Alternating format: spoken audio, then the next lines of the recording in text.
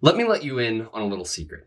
Everyone gets writer's block. And I don't care if you've been writing for years. I don't care if when you sit down at your keyboard, if words pour forth from you like you're Alexander Hamilton himself, you're going to have some bad days. You can read every book. You can watch every lecture. You can complete every course. Thanks for making it this far in this one, by the way. But all that stuff we've gone through so far, how to write well, how to write simply, how to tell a story, that should be coming easily to you. And if it isn't, it kind of feels scary. You've got bosses, you've got clients, you need to be able to produce basically on command. And if it isn't, that sucks. But that's what we're going to talk about today. It's like stepping onto a stage, not really sure if you remember all your lines. But I'm here to tell you that writer's block isn't real. You're just thinking way too hard. You know what comes next because there's simple formulas people use all the time to construct a good story, put together a cohesive and simple idea quickly, easily, and without fail.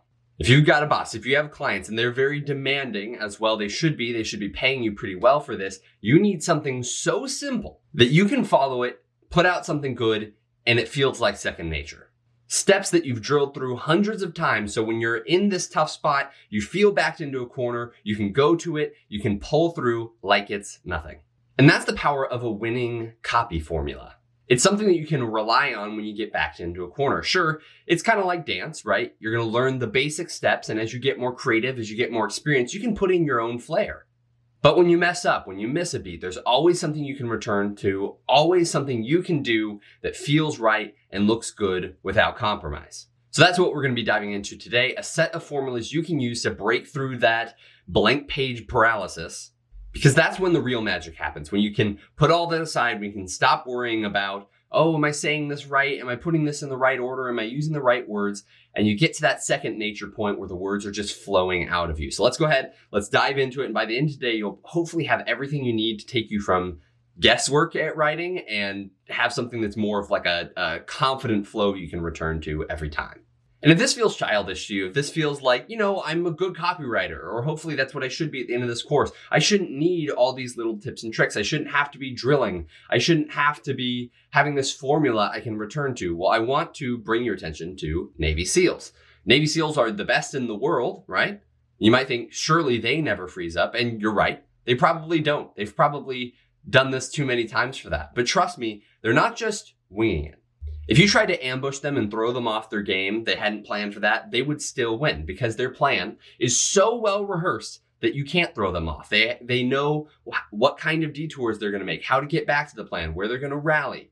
And that frees them up to tackle new challenges. When they get a new mission, they research the field of engagement, they study the enemy, they map out every angle, they even build replicas of the site and drill it over and over and over with lots of different permutations of what happens if this, and what if this person goes here, and what if they have one of these. And sometimes they'll practice that. They'll drill at that fake location after doing a bunch of reconnaissance for weeks or months just for a mission that's going to take a couple of hours or a couple of days. So we're going to take a note from the Navy SEAL playbook and we're going to drill this over and over again until these formulas are second nature to you. They should be how you tell stories, right? They should be how you pitch an idea at work. They should be how you get out of a speeding ticket. It should be how you tell your wife you love her. This is how you talk now. You use these formulas, the only 9 writing formulas you'll ever need to become a professional copywriter, talk your way out of a speeding ticket, to pitch an idea at work, to tell your wife that you love her. You can do all of these things with these 9 formulas. You eat, sleep, and breathe these now for the next couple of months. And after that, you can work on being creative and improvising and adding some flair. But for now, we're going into the basic building blocks of good communication. All right, so what are these writing formulas? Well, the absolute funniest one is Dick. Dick. All right, this is sort of that 3-part structure. If you remember back to our very, very first lesson when I tried to give you everything all at once, we're going to slow it down a little bit, break it down, give you some more information. So think back to the 3-act structure of stories. Think back to the 3-act structure of stories. We're going to do something in the introduction that gets you to pay attention, that sets the stakes. We're going to go through the middle, and we're going to have a lot of information that's useful and interesting to you that connects back to that original problem or purpose. And then we're going to have something at the end that wraps it up nicely. But because this is marketing, we don't want to wrap it up. We kind of have a modified version of that third step where instead of going down on the tension, somewhere around here, we make a call to action. We get them to click. That's what a lot of these formulas are.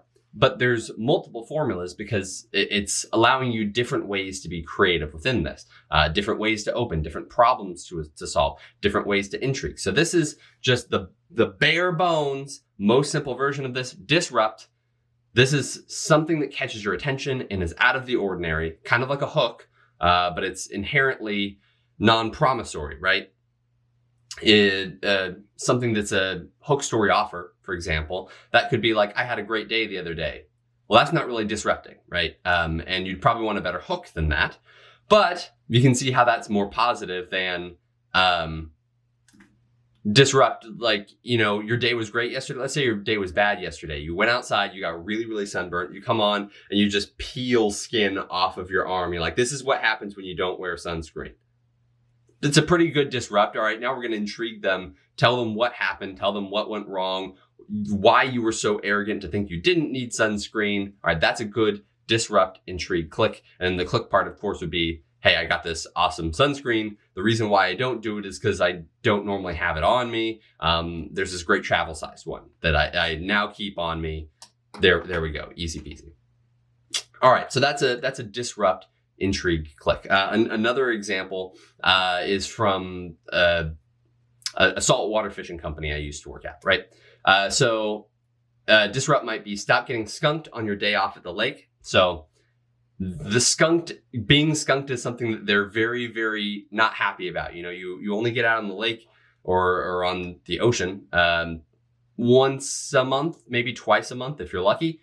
So if you're taking time off, you're working 70 hours a week. If you're finally taking some time off, you could have been spending time with family. You could have been spending time mowing your lawn or whatever. You want to make sure you're actually catching something. So getting skunked really, really sucks. And so the intrigue part, this is where something called a unique mechanism comes into play. You say, you need to be fishing in the 90-10 zone. And you say, what is the 90-10 zone? It's like this term that's a little nebulous. You're like, oh, wait, what exactly is that? The 90-10 zone? It's very intriguing. And then at the end, you say, hey, the 90-10 zone is the 10% of the spots that have 90% of the fish. It's the Pareto principle. It's just a shifted version of the 80-20 rule, right? And you say, click below to find 90-10 zones in your area. So now I have a promise that I can easily find spots with more fish, and I'm going to have more success and spend less time waiting or paddling or whatever it might be to your spot motoring, of course. Here's another one. This is, I talked about this before. I like the AIDA formula. It's very similar to the Dick formula, but it is a 4-parter. And that's just basically because we split out the first step. So attention and interest in the AIDA formula are effectively your intro. And then you have your desire and your actions, which are act 2 and 3 of your story. So AIDA, you're going to start off, you're going to get their attention. So again, my skin is peeling. And then your interest might be, this is what I get because I didn't wear sunscreen, right? I combined all of that into the disrupt section before. And you get to AIDA, it's basically the same thing, except that I gave a name to those 2 parts. The very first part where I'm peeling off my skin, and you go, I got sunburnt really badly yesterday. That's attention. And you say interest, it's all because I thought I didn't need sunscreen, right? Oh, okay, I can relate to that problem. So it just breaks it out. It makes sure that you're addressing all the steps. Because if you just went, this is what happened to me yesterday. I didn't pack sunscreen. There's like barely even a way to go into desire without having done interest. But sometimes you might find yourself trying to get to the story right away and not bridging the gap between a really wild out there hook to your desire or your attention. It's a hook, but moving your attention to your desire, it's just a bridge. It is what it is. Very similar. All right. So the example I have there is 97% of visitors leave without taking action. The interest might be something like, most people think they need more traffic. The truth, they need better follow-up. Desire is, what if you could turn lost visitors into paying customers instantly? Our software makes it easy. Action, sign up now, get your first 30 days free. Get your first 7 days free, whatever it might be. All right. Now we're getting a little bit more complicated and a little bit further out. Do I have just a regular pass formula? Where's my pass? Okay. Oh, they just skipped over it. All right, pass. This one is again back to that 3-part structure, but you'll see how this one's so much different than the disrupt, intrigue, click. In this case, man, the sun burning example works as a problem. I didn't get sunscreen the other day. That's a good disrupt. But let's go back to disrupt for a second. Let me give you one that isn't. Disrupt could be, here's how to make $1 million selling keychains on the internet. It's like, is that even possible? What in the world? All right, so that's a positive disrupt. Then you can go into intrigue and click, but you could do it by doing this. I have the secret, click down here. All right, that's a good dick formula. Whereas the problem, agitate, solve is, and it's actually gonna look a little bit different than the intrigue angle, right? So we're gonna open it up and say, this is what happened. My skin's peeling. I forgot my sunscreen. And instead of going into the intrigue and saying, well, here's what was happening. Here's where my head was at. Here's why I didn't have the sunscreen. Now you can get some too. Instead of doing that, we're going to say, I'm peeling because I didn't have sunscreen. And now we're going to agitate it. We're going to like, oh man, it was awful. I mean, I tried to come home. I tried to sit on the couch. Couldn't sit on the couch. I just had to go sit in the middle of the living room so my back wouldn't touch anything. I couldn't snuggle my wife. I couldn't take a hot shower. I had to take a freezing cold shower. I've had to stand it. Normally I like to sit when I work, but I can't. I've been at a standing desk now for 2 days trying to recover. It's awful, right? So you really dig into that agitate. So we're not going to go into why it happened. We're going to just really emphasize how bad the problem is. And you're going to say, solve. What I needed was a sunscreen that was easily ready for me at a moment's notice. It needed to be smaller, more compact. I found one. Avoid these problems. Learn from me. Avoid these problems. Don't let it happen to you, right? It's a problem, agitate, solve. Same thing with the saltwater fishing company. You say, stop getting skunked on your day off at the lake. That's the problem. You envy your friends who are filling up their coolers, and your wife admires them too. Ouch, you know? So they're getting food, and also your wife doesn't love you and doesn't think you're much of a man because you can't fish, right? Oh, bummer. That's not very good. It may not be true, but it's definitely digging into their worst fears. All right, so you need to fish in the 90-10 zones. Click below to find 90-10 zones in your area. That's a good one. All right, so the PASOP formula is one of my favorites. The PASOP formula works really well in emails and in social media posts. What I like about the PASOP formula is everything we've gone through so far has been more of the direct response, get the answer on the other side sort of a thing. And when you do that enough, it starts to make your brand feel kind of transactional. People get in the habit of knowing, okay, well, I'm never really going to get any value from this email or from the social media post. I have to not just like swipe into it or open it up and read it. And then I have to do this other thing that's going to take me 10 minutes. I don't want to do that, right? By moving into the PASOP formula, what you do is you actually solve it then and there. And so instead of hinting at a solution like you would here, like you need to fish in the 90-10 zones, click below, you actually resolve your first problem and then you open up a new one immediately afterwards. So you say, you need to fish in the 90-10 zones.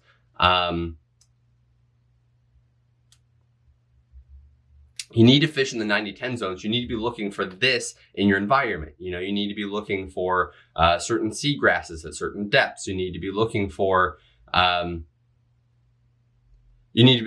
certain rocky areas at certain depths. You know, you need to be looking at certain structures to fish under. All right, so we're going to explain it to them there. We're going to just write out some bullet points of what they should be looking for. And it feels like we've given them everything they need to know. But we're going to go to problem, agitate, solve, outcome. We're going to say it's going to be great. You're going to be able to easily fill your cooler. You'll be the manliest man on the boat. But here's the problem, is that there's a lot of bullet points there, right? There's a lot of things you have to keep in mind. And you might still spend a lot of time out on the water trying to find a spot that looks like that. You might still have to go onto Google Maps before you fish and do a lot of reconnaissance on what a certain area looks like. It might take you hours to do this kind of research to find a good spot, right? So we gave you the answer. We said how good life was going to be once you start doing this, but we bring it back. There's a new problem that we're going to solve. We're going to say, here's what's preventing you from having the dream. It takes years of fishing or hundreds of dollars in equipment to learn how to do this on your own. You could use our app, which will show you automatically. You don't have to waste all that time. That's a good sales pitch, right? Easy peasy. And it allows you to provide value in your communications and still make a sale at the end. Very ideal. One of my favorite things about direct response, because normally direct response feels very pushy. This allows you to be pushier, but still feel charitable, like you're giving away useful information. All right, the before-after bridge. This one is very helpful, kind of for that imagining the outcome that we talked about before. But instead of just being a single step that you have here in your PASOP formula, it's the whole dang thing. So you say, let's talk about, and it's a slight variation kind of on a problem where you say, here's what your life is like now. And so it's not an individual problem. It's like a whole overarching problem. It's something that they're facing all the time. So you're going to paint a picture of their current reality. Maybe that's when you get out of bed in the morning, your lower back is always bothering you. I've seen lots of stuff for mobility training, like functional movement patterns, all that kind of stuff. That's very popular on social media right now, or I turned 30 and the algorithm thinks I need it. And I do. But, all right, so we're going to start there, right? So before, your life is like, man, you're getting out of bed. You can't play with your kid.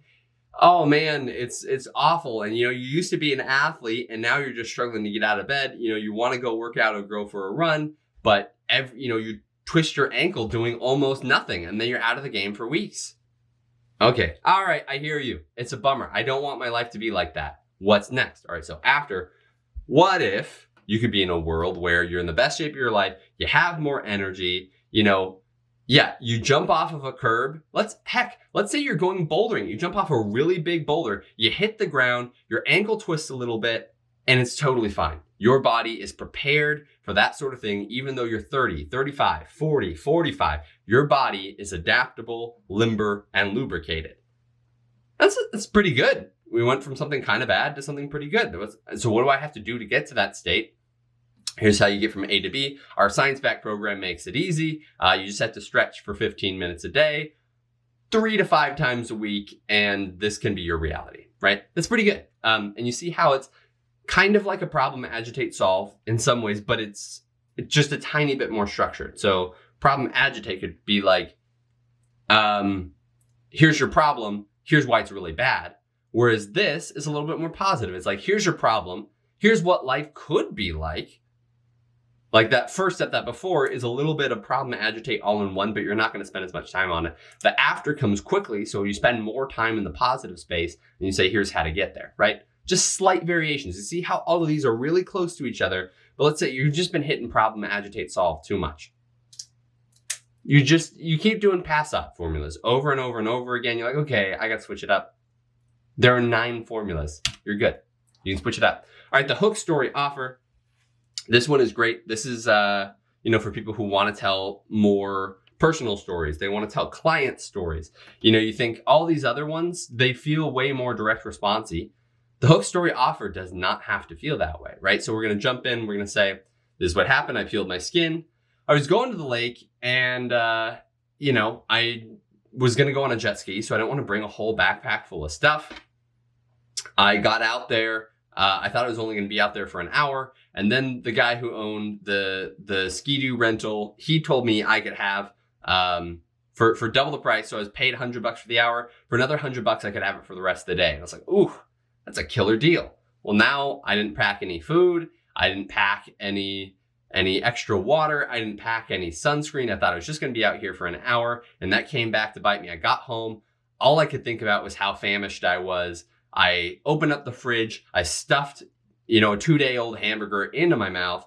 I went into the bathroom, and that's when it hit me. As the food started to settle, I noticed that I was as red as a tiefling. There's a D&D thing for you.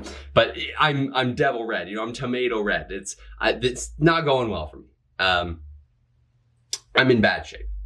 And it's all because I was out there without any sunscreen. I hadn't even planned to be, but I wish I had something small that would prevent this from happening in the future, right? I maybe went into that a little bit too much. So we had the hook, the story. I told the story. We got it. I'm beat red. We get to the offer and you say, this wouldn't have happened if I had had something small, convenient that I had on me all the time that could protect me from the sun. It's this little sunscreen that I keep on my keychain, and a little bit goes a long way. I don't even know if that exists, but that's how I'm writing it, right? That's a hook, story, offer. Another example, I nearly died on my last backpacking trip. My sleeping pad popped. I was 25 miles from town. There's nothing I could do. I didn't want to freeze to death, but I made it thanks to my Mylar bivy, which is like a really kind of cheap, small backup sleeping bag, right? But it's really good at insulating you. It reflects your body heat back on you. And you say, you know, these things happen out in the field. You should get one. There you go. It's super short and sweet. And you could go way more into the story. You know, I was out there. I was tired. I cooked this meal. It was not that warm because I was running out of propane. But at least, you know, I cold soaked my food. Half cold soaked, half warmed it up. It's all good. I finally got something that I could get some food in my belly.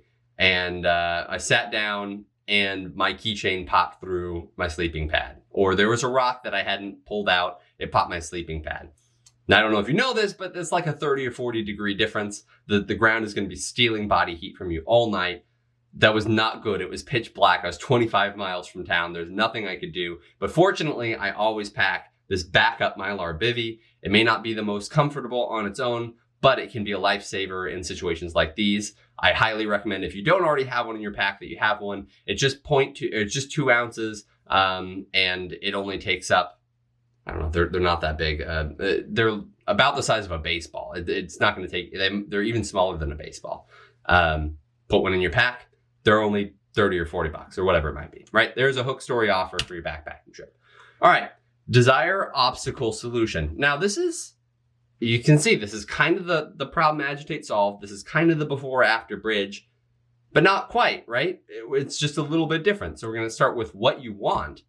That's kind of what I did with the desire, intrigue, click earlier, was like, oh, you know, here's how to make $1 million selling keychains, but that one's kind of out there. So desire, obstacle, solution might be more specific. You have an idea of who your audience is, and you go, okay, so my audience are backpackers, and backpackers want to have less weight in their packs. You say, here's how, so desire, we're going to start, here's how to drop 2 pounds from your pack without sacrificing comfort, safety, or spending any more money. That's a pretty strong start, right? What's going to happen there? How do I do that? I want to know what's keeping you. And the problem is, we're going to go in the obstacle. You know, most people out there are going to tell you that you need to buy the best gear. You know, it's going to be $800 sleeping pads and crazy stuff like that. You have to get the jet boil, the Sea to Summit jet boil. It has to be done. I mean, I know it's $200, but yeah, okay. So we're not going to do that, right? That's the obstacle. There's all these things people tell you need the fanciest gear. They tell you that, you know, you need to have redundancies and all that in your pack, because that's how you stay safe out in the field. But in reality, you probably don't need as many of those redundancies. You can have certain tools you get that do multiple jobs. In fact, that will actually save you money in the long run by having things that can do multiple jobs. Okay, great. So here are my 10 favorite items that I have gotten that replaced multiple things in my pack and cost me less than $5, right? Or, you know, whatever it might be. Might be, or processes, you know, you might be cold soaking your food, so you don't need the jet boil. You might be, did I go back to the right one? Yeah. You might be, there's like this little head you can put on the back of a titanium spoon that turns your spoon into a toothbrush. There's little stuff like that. You're like, it's going to cost you almost nothing for this piece of equipment, but it's going to save you so much weight, so much space, and you're not going to have to do something crazy like sawing a toothbrush in half, right? All right, so that's our desire, obstacle, solution. Another example, you could say kind of to anyone, you know, do you want financial freedom, the ability to work from anywhere and never have to worry about money again? What's keeping you from that? Well, right now you're stuck in a 9-to-5 grind. You can't get out of it. You know, you're living paycheck to paycheck. So what's the solution? The simple 3-step solution has helped thousands escape the rat race and build passive income online, right? Kind of a traditional side hustle, kind of a funnel, but you see how this desired obstacle solution, not a problem. And if it's the front of the funnel, which is like, an ad or social media or whatever, in your solution, don't give them the answer. You're going to hint at the solution. They're going to get that on the next page. Or this is an email or whatever. You can say, the solution is the 90-10 zone. Click to learn more about the 90-10 zone, right? That's how you open it up. The simple 3-step system, click to learn more about that system, right? Here's my list of 10 items or processes that you need to use that won't break the bank, but will drop your weight. Click to the next page to see it and you go to a blog or whatever. See, I kind of constructed them all that way, but you could also do a whole landing page like this where you expand it out, you really go into the desires, you really break out the obstacles, and then the solution you present right there on your landing page. Get it today, right? All right. The praise, picture, push. Again, see, 3-part structure, very similar every single time. So praising is about acknowledging their success and building your own credibility. So this is typically for someone who's engaged with your program before, right? You say, all right, congratulations on putting all 10 of those steps together from our backpacking list. If you've done that, you've dropped 2 pounds from your pack and not break it, and you haven't broken the bank in order to do it. That's awesome. Honestly, most people will never get that far. They'll just shorten their walks, or they will just suffer. They'll be super uncomfortable. They'll never actually enjoy their time outside. You've done something that most people haven't. Good for you. Picture. So now we're gonna paint a very inspiring picture, and I was getting into it a little bit there, where it's like, these other people are just going to be uncomfortable. They're going to walk less time. So now you're going to be able to spend more time out in nature. You're going to spend more time actually enjoying yourself rather than nursing your sore feet. You're going to go out. You're not going to be as irritated at the end of the day. So when someone invites you to hang out at their campfire, you're probably going to be happier to go make friends rather than sit alone and just try and sleep off your pain so that you can do it again the next day. You're feeling good. You're being more social. Your body's feeling better. You're spending more time and you're enjoying yourself more. That can all happen. If you, the final thing that most people overlook, and yes, it does cost a decent amount of money, is a good backpack. Let's be honest. And most people don't have the proper support. So you need to come in for a fitting. This is probably REI. Our experts are going to actually make sure that a pack isn't just the pack recommended by your favorite influencer, but that it actually works for you, that it actually gives you the support you need and holds all of your equipment appropriately, right? And it makes 20 pounds feel like 10 when you set it up right. Schedule your time to talk to a person today. Easy peasy. That's your praise, picture, push. So that's how you could easily move someone from what's effectively a lead magnet or from engaging with social media, like they're kind of warm on the brand, and you say, awesome, that's great. Here's what you should have done so far. Here's a vivid picture of what things could be like, and I'm going to push you to take action and do something greater to engage with the brand or buy a more expensive thing. That's the praise, picture, push, and it's pretty specific, right? Now here's another one, and one of our final formulas for the day. It's the promise, picture, proof, push, which is very, very similar, except we're going to start out by clearly stating the benefit or result to the audience that you'll gain by doing this. So instead of just coming in and saying, oh, thank you so much, and praising them, we're going to come in and say, you could be making $10,000 a month working corporate clients and music videos. So this is a video creator, right? It's a big push. Or you say, hey, you could drop 2 pounds from your back without doing XYZ, right? There's your promise. Picture, you're going to get into your vivid scenario. You're going to say, oh, you're not going to have to be uncomfortable all the time. You're going to drop weight from your thing. It's all good. You're going to say clients will line up to work for you and pay handsomely for the privilege. You're going to go to proof. You're going to provide solid evidence. This is case studies. These are testimonials showing that others have successfully achieved similar results, showing that people have been able to work well with their clients. So you say, here's John. He dropped 3 pounds from his thing and just walked the Appalachian Trail. Here's Jenna. She just dropped 2 pounds from her pack It cost her only $50, not $500. And now she's planning on, I don't even know another trail. I'm not that much of a backpacker. I know there's a big one. She just walked Route 66 or something like that in Arizona. So that's our proof. For the financial example, you're going to say, or for the video example, that's what happened to John, one of my students who has worked with clients like X and Y who brought in $112,000 last year, and they didn't even have to do much prospecting. So that's a benefit without X. Another popular structure that you can add in within this promise, picture, proof, push structure. You can say, here's the proof. You did this. It was actually better than I promised before, which is great. So I said, you make 10K a month. And you said, oh, it's 112. I guess I should have made that like 122, which would have been slightly more than 10K a month, right? John made $122,000 and he did it without having to do much prospecting. Look, you don't even have to do that many sales calls. I know that's what you hate doing. You're not even going to have to do that. So push, we're going to motivate them to act on the proposal. What was my first example of backpacking? Oh, come in for your fitting. For the video example, spots are limited. I'm going to show you how to do it. Once enrollment closes, you'll have to wait months before the next round. Sign up today. That's the promise, picture, proof, push. All right. Now, I talked about David Ogilvy. He's an excellent copywriter, smack dab in the Mad Men era of advertising.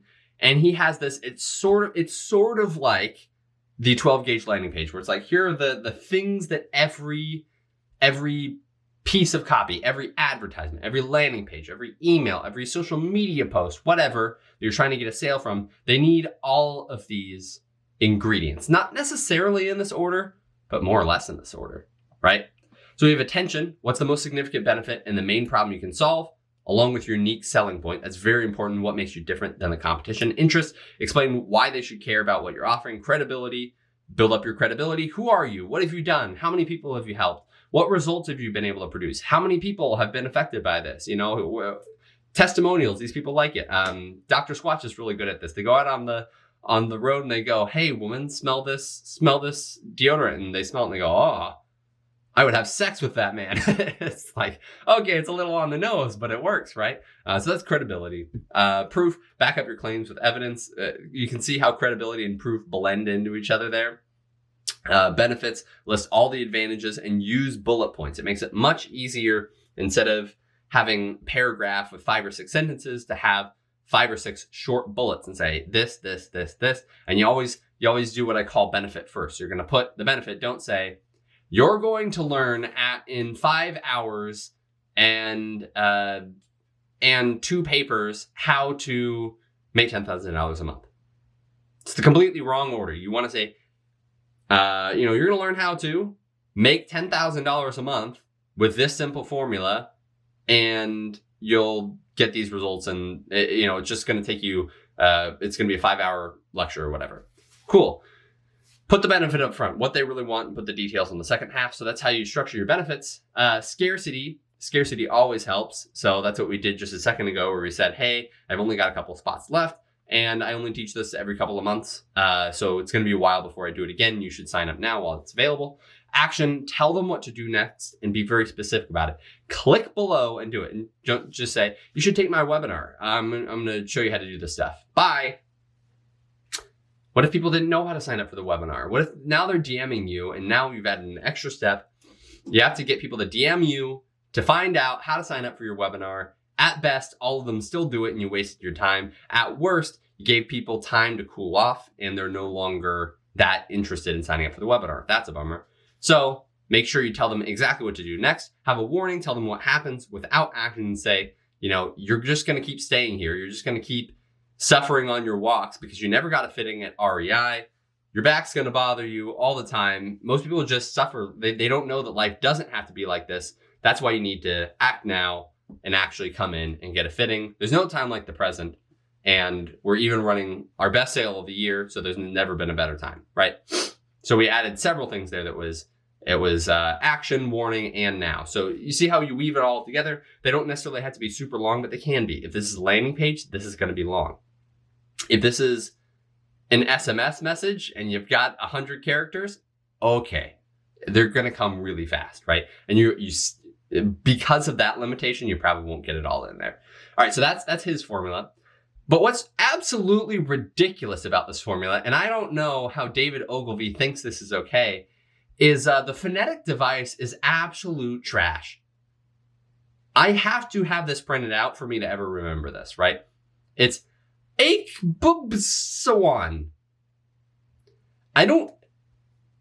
Just an excellent writer, and for some reason, that doesn't come to mind. So, not to steal Ogilvy's thunder, but this is David Franklin's. That's me. That's my magnetics formula, which is much easier to remember and are the same steps, right?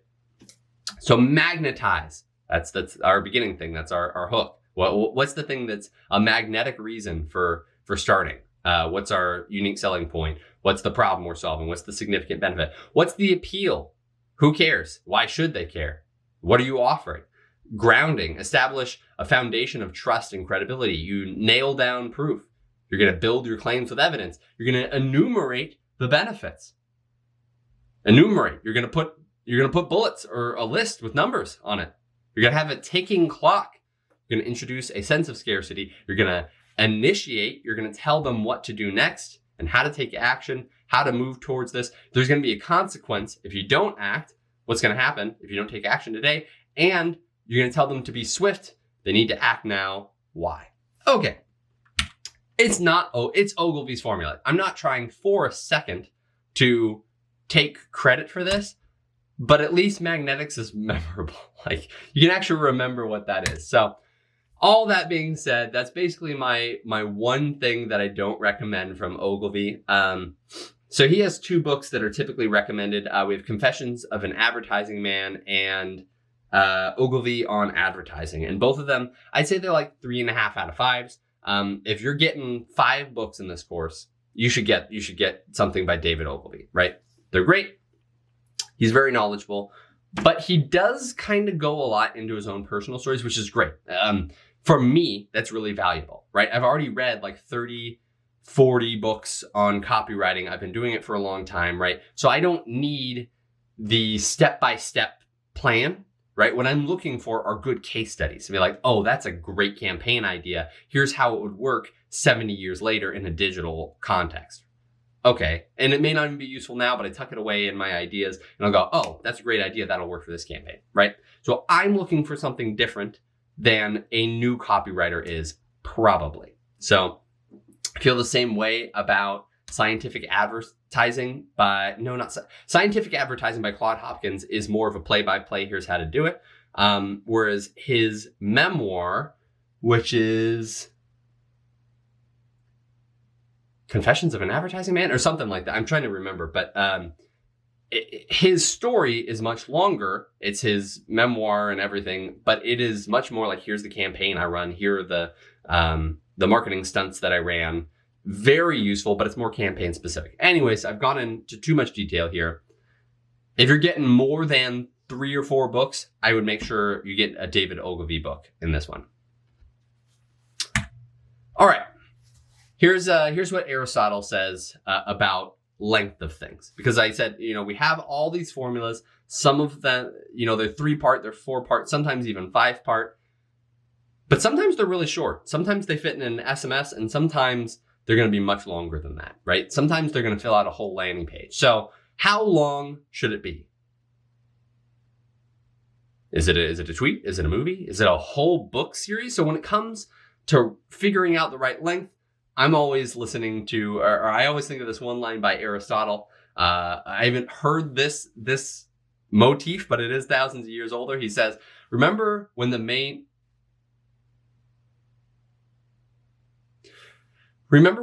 said to the baker who asked whether he was to make the cake hard or soft, what? Can't you make it right? And it seems a little pompous, maybe, but basically the advice, I just thought it was hilarious. It's like, how do you want your cake? I don't know, make the cake cakey. You're the expert here. You make the cake as delicious as you make it, and I'm going to eat it. How's that? Right? That's the attitude. I don't know if it's supposed to be hard or soft. You do. You're the baker. Make it hard or soft. I don't know how long this is supposed to be. You're the person telling the story. You're the copywriting expert. Write it as long as it needs to be. If this is a big purchase and I've never met you before, it probably needs to be longer. If this is a small purchase and I know you very well, it's probably super short. Was it a story that was really interesting because people come to you for stories? I don't care if for another person this was a short one. People want this to be long because they expect long stuff from you. They like your stories. That's what they like about you. So it should be long. There's so many factors going on here. The only thing I would say as general rule, there's some examples. If you're already doing long stuff, do long stuff. If you're already doing short stuff for the most part, do short stuff. If they don't know you, make it a little bit longer. If they do know you, you can make it shorter. You don't have to if people like engaging with long stuff. But the one piece of advice that applies across everything is if you're doing something, if you have lines or paragraphs that are not moving the story forward, and you're like, oh, honestly, this whole thing would not be affected if I just removed this entire sentence, remove the sentence. If there's two of them that are basically doing the same thing, they're both adding to the story, but basically in the same way, combine them or remove one of them. You got to get rid of it. So make it focused, but make it as long as it needs to be. So, right. Don't make it too long. Don't make it too short. Just make it right. All right. I'm back. Let's do it. Okay. So the very first thing we're going to go into is our AIDA formulas. And we're going to review two Instagram posts by Alex Ramosi and by AdWorld Prime. One is a social media post. One is an ad. Want to start a business online? $4,664 is what Kyle made on his first try on school. 54.1% of paid communities make $1 on their first try. That's like 1 out of 2 succeeding. We help you build and monetize the community online through the school games. We'll give you the tools, the training, and the accountability. Accountability all in one place. This is the type of stuff people charge $1,000, $5,000, $10,000 for, even give their first child. And the top 10 school games winners will fly out to my chateau in Vegas to take their business from wherever it is to wherever they want to go. As did Evelyn and Kai and Fahoon and zillions others just like you. And the best part, you can start for free at school.com/games, and I'll see you on the other side. All right. So what was that? What did we see? So we've got attention, interest, desire, action, right? So we come in, attention. We've got this donkey falling, very popular transition on TikTok/Instagram for a couple of months, where you take like some sort of hook, a viral video, and then you do the same thing afterwards, right? So he comes in, he does that, then interest, he's like, hey, let's go back to it actually. So attention is the flip. He's going to do the flip out of his truck, right? Oh, Kyle made this much money. That's our interest. Oh, how did he make money? I want to do that. So then we branch into desire, and he's going to go through all the stats about the school game, how easy it was, how people made their first sales, that you're going to build and monetize. And then he goes in and he shows the different amounts that people would pay for stuff. It's $5,000, it's $10,000 that you give your first kid for, right? And then at the very end, he says, and you can start for free. That's our action, right? So that's pretty good. Now let's see what the ugly ads are like. This is an ugly ad. I'm recording it by a construction site. Who cares? Just make ads. That's the point of my talk for AdWorld about making ugly ads. If you're interested in learning more about how to make real ugly ads and why they're so valuable, click the link, get 20% off your AdWorld ticket right now. Seriously, what are you waiting for? Get the ticket. Let's go. Make ugly ads. Or don't make any money. Up to you. All right. So that one's a little bit less rigidly AIDA, but you come in and you say, this is an ugly ad. And why I say it's less rigid is they kind of pass over the I part, but they do it subconsciously, which is it obviously worked. Why did it work? It's trash. You're out in front of a construction site and you've got a stupid SpongeBob meme under your face. And yet I stayed to watch. You said ugly ads, and for some reason I'm still here, and I'm a little bit mad about myself for it. And the desire you build up is you say, I'm doing it for AdWorld Prime. And he does it really lightly. He's like, go learn about it. You'll get a discount. So we have our action. Then he goes back to desire and he goes, or don't. If you don't want to make money, then don't do it. And you're like, okay, fine. So again, he switched it around a little bit, but all the elements are there. I would put that in AIDA.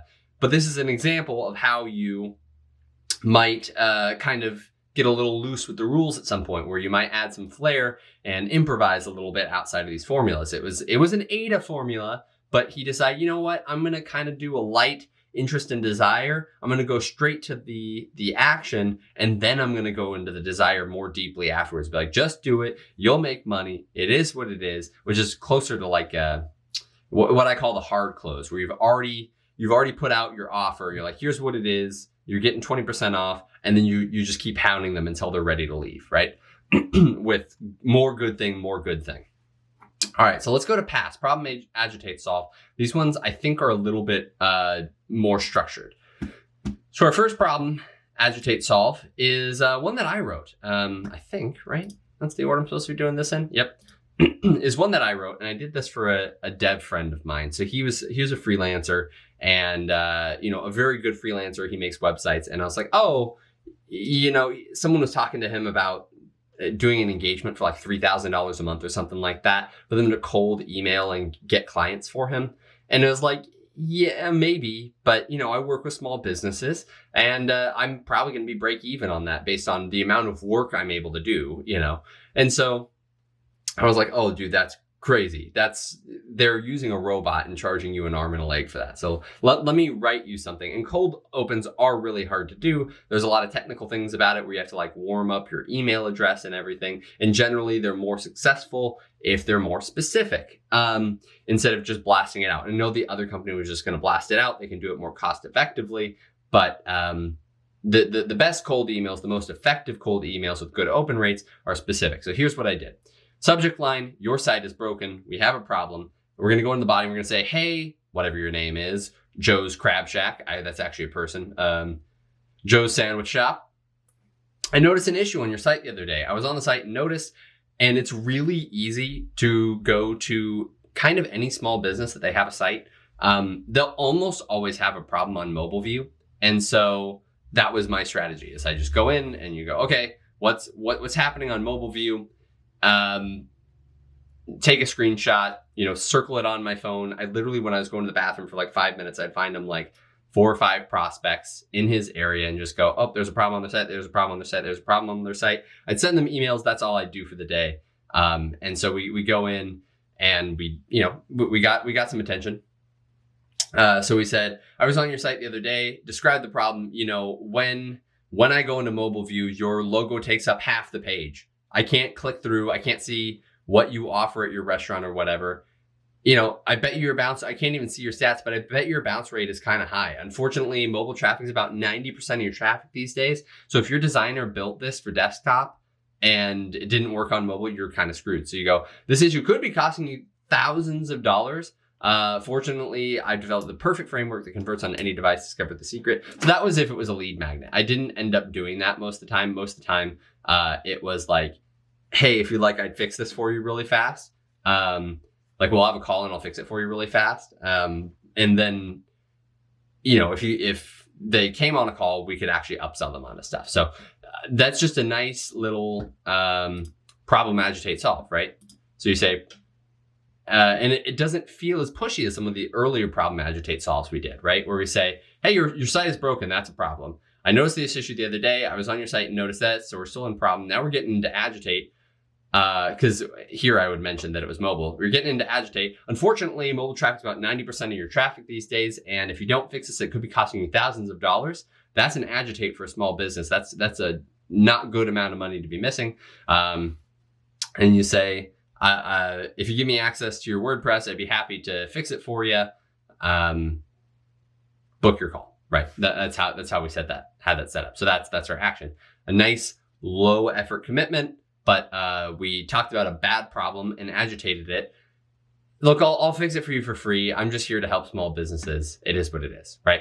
All right, our next problem, agitate, solve, is by Nathan Chan over at Founder. And so he's going to come in and just say, hey, most e-commerce businesses are failing, right? So 90% of e-commerce businesses fail. Hi, David. Most e-commerce businesses fail to avoid... most e-commerce businesses fail due to avoidable mistakes. And the biggest of them all is not validating their data. During our Find and Validate Your Product Idea Live Challenge, registration's free, save your spot here, we will pinpoint these pitfalls and provide you with insights and strategies to navigate around them. Okay, so we're getting that problem, agitate, solve thing, right? So we're saying your problem is that you're not validating data. We go straight to solve. Okay, so again, why we're probably doing this instead of sticking to a pure problem, agitate, solve, is because people have short attention spans, right? You'd rather make a call to action up here before agitating than put it at the bottom and not get a conversion, right? So that's, again, you're going to have some flair and adapt it to the times. You're going to say, here's the problem. You're going to have to imagine why it's not good to validate your idea, why you're wasting money, you know? And then you're going to say, okay, here's the thing. All right. So next step, we're going to go by understanding the causes. By understanding what causes so many businesses to falter, you'll be prepared to avoid these common errors and set your business on a path to success. One thing that I'm noticing here as just a thing to them, I'm sure their audience is a little persnickety, right? I don't know if you know this, but occasionally I use big words like persnickety. I think that they're fun, and if your audience thinks they're fun too, great. But that's not the way I'm teaching y'all to write. Because for the most part, you don't want to say, we will pinpoint these pitfalls and provide. We have this like weird alliteration thing, but pinpoint, pitfalls, provide. We have kind of a lot of syllables all at once. So we might say, we're going to help you avoid the 3 most common pitfalls and give you the insights and strategies to blow past them or work through them, navigate around them. So there's one. You don't need to say navigate around. You can say work through. It's why are you using things that are so big? And if you really, really insist on pinpoint these pitfalls and provide, then lose it with navigate around and insights and strategies. There's so many things going on in that sentence. It's totally unnecessary. All right. By understanding what causes so many businesses to falter, you'll be better prepared to avoid these common errors and set your business on a path to success. We started the 5-day challenge because we know that sometimes the hardest part about starting your business is, well, starting. That's why we're bringing the entire tribe together, you and your fellow founders and our best expert mentors, to go on this journey of launching your e-com store in real time. And it all starts with choosing the right e-com idea and validating it so we can make your first initial sales. All right, so here are people who are going to be talking. Let's break it down. So we had a tiny little, I don't even think this is a good problem, agitate, solve. So I'm gonna scratch that. It's been more AIDA-y than anything. So we're gonna go here with Bear Money Coach. All right, Bear Money Coach. I can read your mind. Weird subject line. I have to know more, right? First thing, again, you have subject line, first line agreement. Very, very important in emails. I can read your mind. We put in quotes, this is what you're thinking, right? So they feel aligned, so we're not like, wait, she's not reading my mind here. It's very clear what she's saying right away. Okay. I want to learn from you. But is this basic? If you've seen your invite to the live investing class I'm hosting and you thought, I want to go, but I'm worried it's basic, then I heard you. If you want to become a more confident investor, but you already know the basics, you don't want to day trade and spend hours every day studying the stock market, you want more clarity that you are on the right track, then this signature class is for you. I'm showing up ready to teach. So the problem is we didn't really agitate. We just went into more problem. But again, it's a slight twist on it. I agitated earlier. If I were writing this, I probably would have agitated more, but maybe that's a little bit too aggressive for your brand. So she comes in and she says, here's the problem. I want to learn from you that it's basic. I want to go, but I'm worried it's basic. If you want to become a more confident investor, but 1, 2, 3, you don't want to day trade or spend hours every week studying the stock market. So we've got a little bit of agitate in there. It's really subtle, right? You want more clarity that you're on the right track. They're probably worried about that, right? It's like, okay, I've already done the basic stuff before. I want to get to the better stuff. Okay, that's a mini little agitate there. And then we're going into solve. This class is for you. I'm showing up ready to teach, answer all your questions, and share some juicy investing secrets. You might know one or two things that we're chatting about, but if you still have questions about investing, you need to save your seat. I'm going to do everything I can so that you leave this live class feeling confident in your next steps. I'm so there, and I won't go into the rest of it.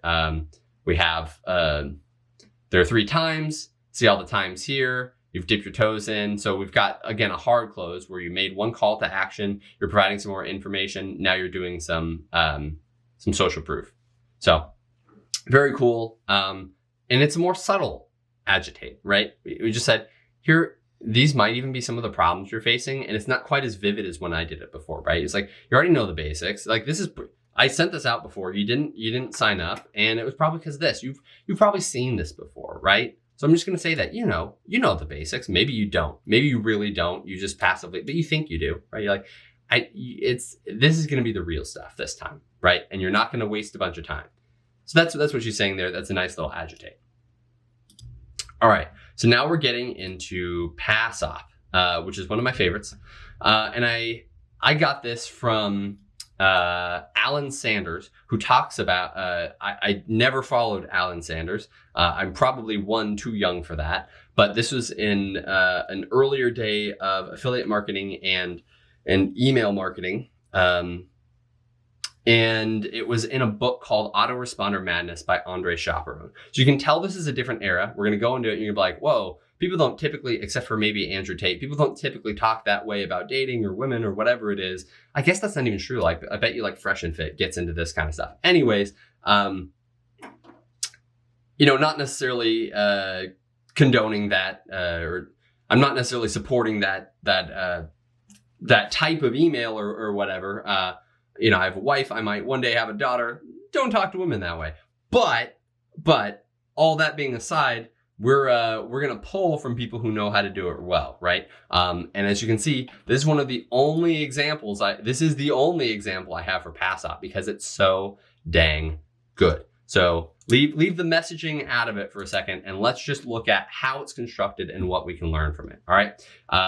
And if you can, because I'm not trying to steal anyone's stuff. Like I said, there's just a great email. Alan Sanders sent it out to his people. Andre Chaperon referenced it, but it is Alan Sanders. So I could have gotten my hands on this somehow, I suppose. But, and Andre Chaperon, don't come after me, please. I'm just trying to teach the people. If you want to learn from Andre Chaperon, you can find Autoresponder Madness out there. I think he still has a course on it. So let me give him a little plug here real quick. So we're going to go Andre Chaperon. Yeah, so he's doing email marketing. He probably still does soap opera. So yeah, we'll go in there. Gimme. All right, so here we go. You can see his email marketing course. You can see his manifesto, his survival guide. Pretty bare bones stuff on the site. But a lot of times people do that because their stuff speaks for itself.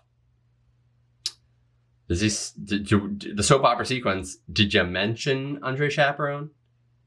I don't know if he's still doing it. But anyways, Andre Chaperon, you can go to his site and check out what he's doing, modern marketing system. I'm not allowed to go there right now. Okay.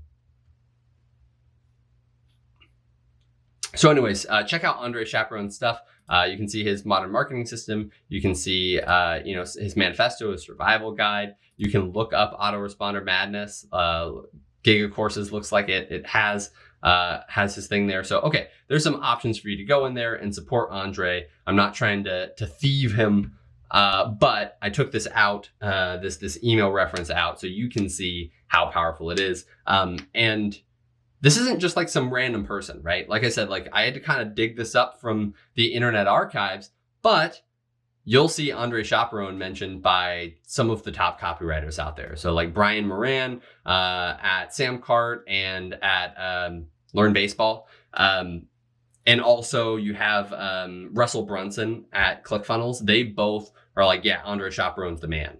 I learned from him. I learned the soap opera sequence from him. The soap opera sequence is basically saying like, during a soap opera, you have this main plot and it'll be like, oh, there's this crazy twist and we'll learn about it next week. That's the soap opera sequence. You're going to email people 7 times in a row.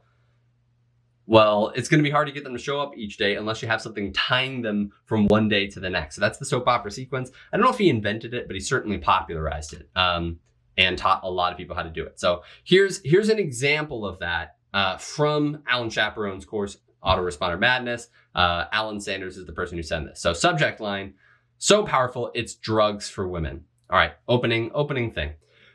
Women love to laugh. Done right, it's like freaking drugs to them, but done wrong, like most guys do, and you're screwed, man. You'll come across like a weirdo. Not cool. Remember, you want the rock star effect, not the weirdo effect. A few weeks back, I was in LA and I met up with a dude named as David D'Angelo. The guy is a legend. The guy is a legend in the dating world, and his real name is Evan, actually. We got talking and Evan told me about something he refers to as cocky comedy. Basically, so that's our unique mechanism we talked about. What's the name? Cocky comedy? Huh? What is that? You're going to keep reading. Do that. It's very powerful. It's the 90-10 zone, right? All right, so it's something called cocky comedy. Basically, it's a balance of being cocky and funny at the same time. It's this combination that's like drugs to women. You achieved an elevated status in their eyes by demonstrating higher value, which generates attention. Once you have their attention, you control the frame. So how do you do cocky comedy? Well, after talking to Evan and learning this new combination, I did some searching around and I found this link. The combination of jokes in that book and the stuff you learn in Art of Approaching, link, will have 9s and 9.9s eating out of your hand. So these links, I bet you they're probably affiliate marketing links to something that they're promoting, right? And he's going to teach you how to date. And then it'll say having 9s and 9.9s eating out of your hand. What a way to talk about women. You know, it is what it is. But, you know, guys want beautiful women, right? It's respect aside, it's an effective way of communicating to the right audience, right? Rock on, Alan S. P.S. So now we're getting into that PASOP thing, right? We solved it. We said, here are the things. You can just check out these things. They're little Amazon books, whatever. This is probably in a time where you didn't have to say, and when you click on that, you're going to be supporting me because I am an affiliate for those things.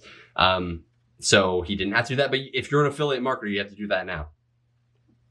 All right, P.S. Last night, I hit a new bar that has just opened here in La Jolla, San Diego. I went to test out something. I mean, this shit is something else. Nothing to do with what you'll read in any pickup book. The results were nuts. I think it was a fluke. I need to test this stuff out a bit more before I can tell you much more. For the record, see the 2 SHBs. I think that's Smoking Hot Blondes. I landed. Sam and Angela, smile for the camera, ladies. Okay, so again, very powerful email. You see, we start with the the PASOP kind of, right? And I'm using that loosely because what I mean is that they solve, right? So, right, he doesn't start with a problem right away. He does start with a benefit. And there isn't a structure for this. It's like, hey, women love to laugh. Like done right, it's like drugs. But we get in the problem. But done wrong, like most guys do it, and you're screwed, man. So we have like an attention interest matched with the PASOP here. You see how the beginning just kind of connects to that nice hook. Now we're getting to the problem. You'll be screwed. You come across as a weirdo. That's not cool. You want the rock star effect, not the weirdo effect. Now we're going into a story. Okay. This is kind of the hook story offer. You see how fluid these things can be. All right. So I was doing this. He taught me about cocky comedy. So from a PASOP perspective, we agitated. We did the problem. We agitated a little bit. Then we go into a story. See how weirdly fluid these are. They're hard to piece together. But you see how they work and how you can kind of nest them all into each other. All right, so this comedy, it works. Here's our call to action. It's a light call to action. And then we have our PS. So this is the PASOP where you solve the problem. You're like, here it is, you're good to go. And for some reason, these people are still reading. All right, that's what I mean when I say PASOP, is you're basically doing something in the after sell portion. It's the hard sell sort of thing. So we get in here, he says, I promise you it works. The results were nuts. Okay, so we're seeing the outcome. There's 2 smoking hot blondes.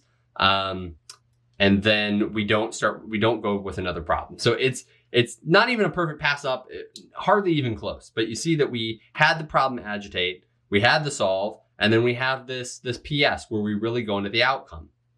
And then we told the story in the middle because that's what people expect from us. People connect with that. So all this to say, again, these are general structures. You've seen how they work. I've demonstrated them live for you as I'm doing them.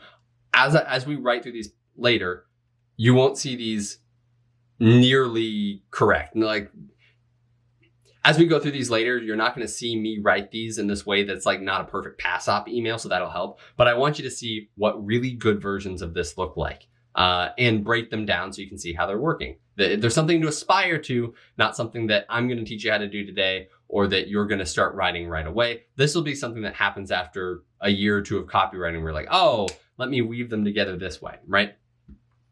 Okay, now we're going to go to before, after bridge. And we're going to get to Josh Coffee. All right, Josh Coffee at E-commerce Alley. Before, after, bridge. I had $1.06. I had $1.06 in my bank account. Email 3 of 6. So he's promoting his course here. 6 years ago, my Instagram highlight reel game was on point. We had grown to 12 people with 3 offices. And from an outside perspective, we made it. Friends and family told me how jealous they were of my life and I built with our business. Friends and family told me how jealous they were of my life. Okay, my goodness. Friends and family told me how jealous they were of the life my wife and I had built together. Friends and family had told me how jealous they were of the life my wife and I built with our business and how great it would be. Ego stroke, check. But what they didn't know was we were bleeding to death. So that's the before. Is kind of long. It started positive and then we got negative, right? But we knew it was going there as a nice tension. We knew it was going there because we mentioned that we only had $1.06 in our bank account. So we knew that was going to happen. We were bleeding to death, broke, frustrated, up late at night. Nothing was working. I remember being on vacation in the Outer Banks of North Carolina with my family in a beautiful multi-million-dollar Airbnb. Feeling like I should capitalize on the moment, I snapped an Instagram story to show off a bit with a text where the magic happens. Inspirational ego stroke. Double check. What nobody knew was that when I opened my computer at the end of the table where I ironically drew the red arrow and pulled up our bank account balances, between our checking and our savings, we had $1.06, not even enough to buy a McDonald's cheeseburger. On top of that, we had loads of credit card debt and I had taken out a $25,000 line of credit just in case and ended up maxing it out the month prior to cover several hundred hours our team was spending on marketing. I kept telling myself, so this is all before, right? Ooh, this is crazy. This is long. This is a deep agitate, right? So it's kind of a problem agitate solve, but it's also, you'll see we get out of that. It's the problem agitate is the before, right? The after we'll get into in a second here. So I kept telling myself, next month will be the month we get out of this. Next month is when our marketing will finally work. Next month, we'll start making a profit and having savings. Sadly, next month never came. At the moment, at the table, broken in debt, I crafted a plan to get new customers predictably, trim the fat, change my habits, and climb out of the pit. And we did. Now, with half the team, we make 2.5 times the revenue and way more profit. I've been able to use profits to acquire nearly $1.5 million in real estate. We have cash in the bank, and marketing is no longer a bottleneck. Now, fulfillment is. I've never felt more breath in my lungs. See that after, right? And we did. Now we have half the team and 2.5 times the revenue. I have $1.5 million in real estate. We have cash in the bank and marketing is no longer the bottleneck. Now fulfillment is. I've never felt more breath in my lungs. What a good after. How do I get there? Okay. There's a lot that happened and I explained more in the course, but here's the short version. I figured out Facebook ads. And by doing that, I got a license to print money in our business. If you want that, make sure you finish the course you snagged yesterday. It's a few hours of training and it'll teach you the exact things you need to do to get your ads working and profitable. Click here to log in and keep moving. Josh Coffee. P.S. If you haven't scheduled an expert call, click here. You have one included with your course. All right. You see how many things are there? All right. You see how good copywriters are nesting these together into different things. So what we have here is basically a before-after bridge. So we're going in. Here's what things were like before. And the before is a problem agitate, right? You see how those two things marry really well together. It's like, oh, this is how bad it was. It really sucks. And then we're going to go, all right, so what does after look like after all these bad things, right? Oh, we did it. We did all these things. There's breath in my lungs. How do I get there? Facebook ads. And yet, because this is, I've bought the course. They don't need to sell me. Like, hey, just click. It's all good. You can do it here. The bridge is actually just completing the course, which means I'm going to like Josh more. I'm going to have more affinity towards e-commerce alley. And he goes, and by the way, here's the PASOP part of things. We already solved it. By the way, if you haven't scheduled an expert call, click here. It's just the PS upsell. I'm associating all PASOP emails with the PS upsell because in many ways they effectively are. But if you haven't scheduled an expert call, click here. You have one included with your course. Oh, easy. Nice. I love it. I'm going to super enjoy getting this free sales call, right? But anyways, great email, very strong, and a good before after bridge. And Rocky does the same thing. He's also a course seller. You may know him as Coach Rock from I Love Basketball TV or from Revenge Basketball TV. I think it's just I Love Basketball or Revenge Basketball TV. Both are his. Both have millions upon millions upon millions of views. And if you've ever heard his last name is Rocky Eula. But on his grandma's side, on his mom's side, it's been a while since I've talked to Rocky, but he's Puerto Rican. And so, Rocky Eula does not sound as good as Rocky Rodriguez for a Spanish speaking course. And so he's taken on his mother's or his grandma's last name as a Spanish instructor. Probably a good plan. So he also does Speak Spanish Faster. He has a lot of great shorts on how to speak Spanish on YouTube. I recommend if you're interested in Spanish, check him out. And he has some courses on speaking Spanish faster and not just doing the whole Duolingo thing. That's kind of the angle we're going for here today. So I've subscribed for a lead magnet. This is one of the first things. Unlock your hidden Spanish ability. Hola, it's Rocky. Ever feel like no matter how much time you spend learning Spanish, you're still just scraping the surface? You learn a few words, a couple of phrases, maybe even some tenses, but then when it comes time to actually use them, it all vanishes. That's a great before/problem agitate, right? You see again how those meld together pretty well. This is what life used to be like. If you're like me, and by me I mean David, if you're like me, you took 2 years of Spanish and you say, hola, me llamo David Franklin. Yo estudio español en escuela para 2 años y mi español es muy mal. I studied Spanish for 2 years in school and my Spanish is very bad, right? That's the best sentence I can construct and I still know it's not right. So this is great. This is great. He's speaking exactly to me, which I'm sure, especially in America, especially in the Southwest United States, so many of us are feeling this, right? Okay. So you're left stumbling over the basics, forgetting even the simplest conjugations. I know I did. Was I supposed to say yo estudio or yo estudiar? I don't know. How's it supposed to go?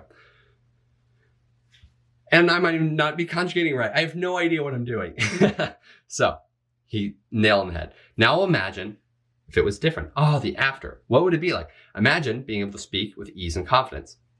You meet a Spanish-speaking friend or colleague, and instead of freezing up, you dive right into a conversation. You're not translating every word in your head. You're actually thinking in Spanish. No more one-word answers. ¿Cómo se dice tortilla in español? Right? You're not going to do that. No more one-word answers or ¿Cómo se dice moments. Just a natural flow. So what goes wrong for most people? For one, it's not from a lack of effort. So clearly these are people who are like me. They've done some Spanish, but it's not working, right? For one, it's not from a lack of effort. You've tried the apps, you've tried the flashcards, maybe even a class or two. You've put in the hours, so why does it still feel like a struggle? So you see how after is there, here's all the things you can have, and yet this is kind of a problem, agitate, solve, right? So we went through this, we have the problem, it's this. It could be better, and then we're gonna go, all right, so you've tried all this, it's still not working, so we're back to agitate. You put the hours in, well, it's not your fault. If you're like most of my students, you were probably taught with traditional methods focused on rigid grammatical rules and endless vocabulary lists. And while that might help you pass a test, it doesn't teach you to actually speak Spanish. The problem?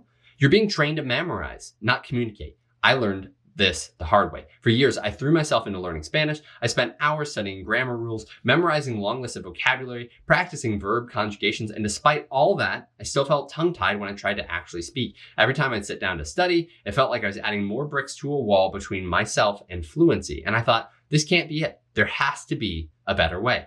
And that's when I discovered a different approach. What if I could shift all the rigid memorization and start learning Spanish the way people actually use it? Real conversations, practical phrases. We're in the bridge part, right? We've been in the bridge part for a while now, where he's basically saying, this whole thing is my unique selling proposition. I'm comparing it. We go back to, It's not your fault. You've tried the apps, the flashcards, maybe even a class or two. You don't realize it yet, but this is all the bridge. Those apps, the flashcards, Duolingo, your Spanish class, they're not going to do it for you. We will. That's differentiating yourself from the competition. That's your unique selling proposition. It spends a long time building this up, talking about the problems of the other methods. So it's kind of a new problem, Agitate, but it's also, it's nested into this bridge where we're like, here's my unique seller proposition. This is why I'm different than the other people. I'm not like most girls, is what he's saying, right?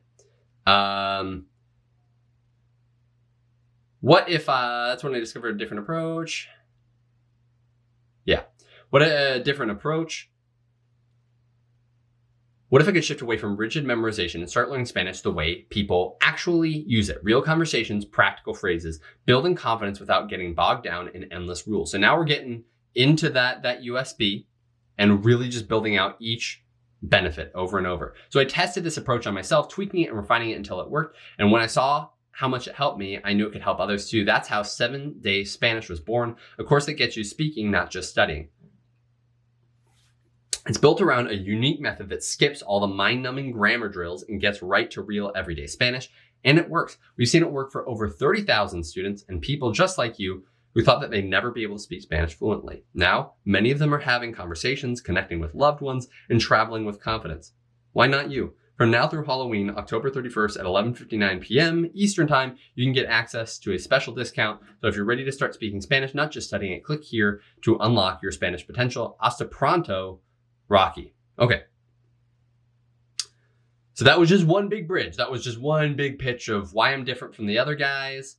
There's a different approach. I'm going to build up all the benefits. It's called 7-Day Spanish. You should get it. It works. We got some social proof in there. So if you go back to my magnetics formula or David Ogilvy's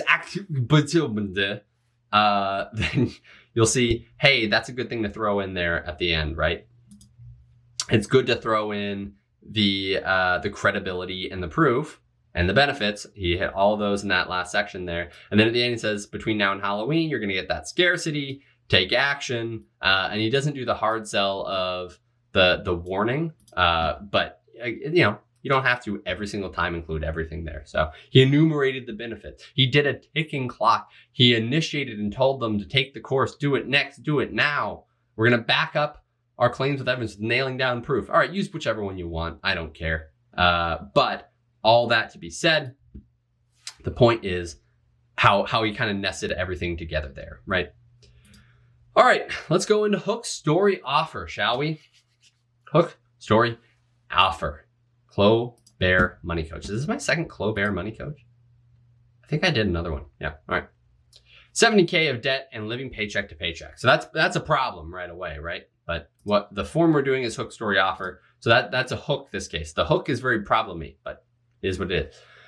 All right, here we go. The story. Back in 2018, I had about $70,000 of debt, no emergency fund, and I lived paycheck to paycheck. This was despite making a decent living. At the time, my salary was around $67,000 a year. But even though my salary was more than I thought I'd ever, Then I thought I'd never make. Oh, that's not good. Than I thought I'd ever make. I always felt like I was scrambling. I felt stressed and anxious about money all the time. I like that. Stressed and anxious about money all the time. That's not quite that thing where we're adding in ands all the time, but you could say I was constantly worried about money. But the way that sentence kind of is not typically a good way of writing, but because it's supposed to be stressed and anxious, that I felt stressed and anxious about money all the time. It feels like at any point the sentence could have ended, and it just doesn't. That's a really cool sentence there, right? My only money management technique was hoarding all my money and being afraid to spend it, or going wild on a spending frenzy.